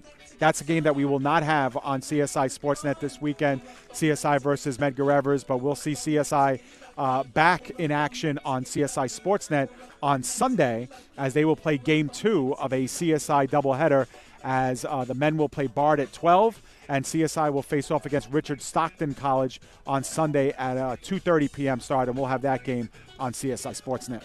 And it should be a very exciting weekend of soccer here at the CSI Soccer Complex and away from it. As you mentioned, the match on Saturday we will not have for you, but on Sunday there will be a soccer doubleheader here as well. And the action's not over here today either, as the men will take the field at approximately 4 p.m., taking on Hunter College in a big CUNYAC matchup. The men will look to take over the top spot in the CUNYAC Conference by virtue of a victory over Hunter here this afternoon. The men come in playing well, so we'll see if they can pick things up in their last pair of matches that the men played. They, as I watch my papers blow away, they picked up a hard-fought 2-1 win over Brooklyn College before falling to TCNJ in their most recent game 2 days ago. Again, today's game against Hunter College kicks off at approximately 4 p.m. here on CSI Sportsnet. Yep. So, Joe, the final score once again for us here for women's soccer is Fairleigh Dickinson University of Florham 2, and the CSI Dolphins won. All 3 goals scored in the second half, and FDU, of course, with those 2 goals inside of 2 minutes to seal this one by a score of 2-1. It is about 3 o'clock here, and at 3:45 we will be back on the air on CSI Sportsnet. Mike Babuski and Mishak Alexander will have live coverage of CSI men's soccer as they will get ready to play host against Hunter College, a huge CUNYAC matchup coming up. Kickoff at 4, the pregame show at 3:45. We hope you'll join us then. Until then, for Joe Foreman, for Mishak Alexander, for Bridget Stamberger working camera, I'm David Pizzuto wishing you a great rest of the afternoon. Once again, your final score, FDU 2, CSI 1. We'll see you next time right here on CSI Sportsnet, CSIDolphins.com.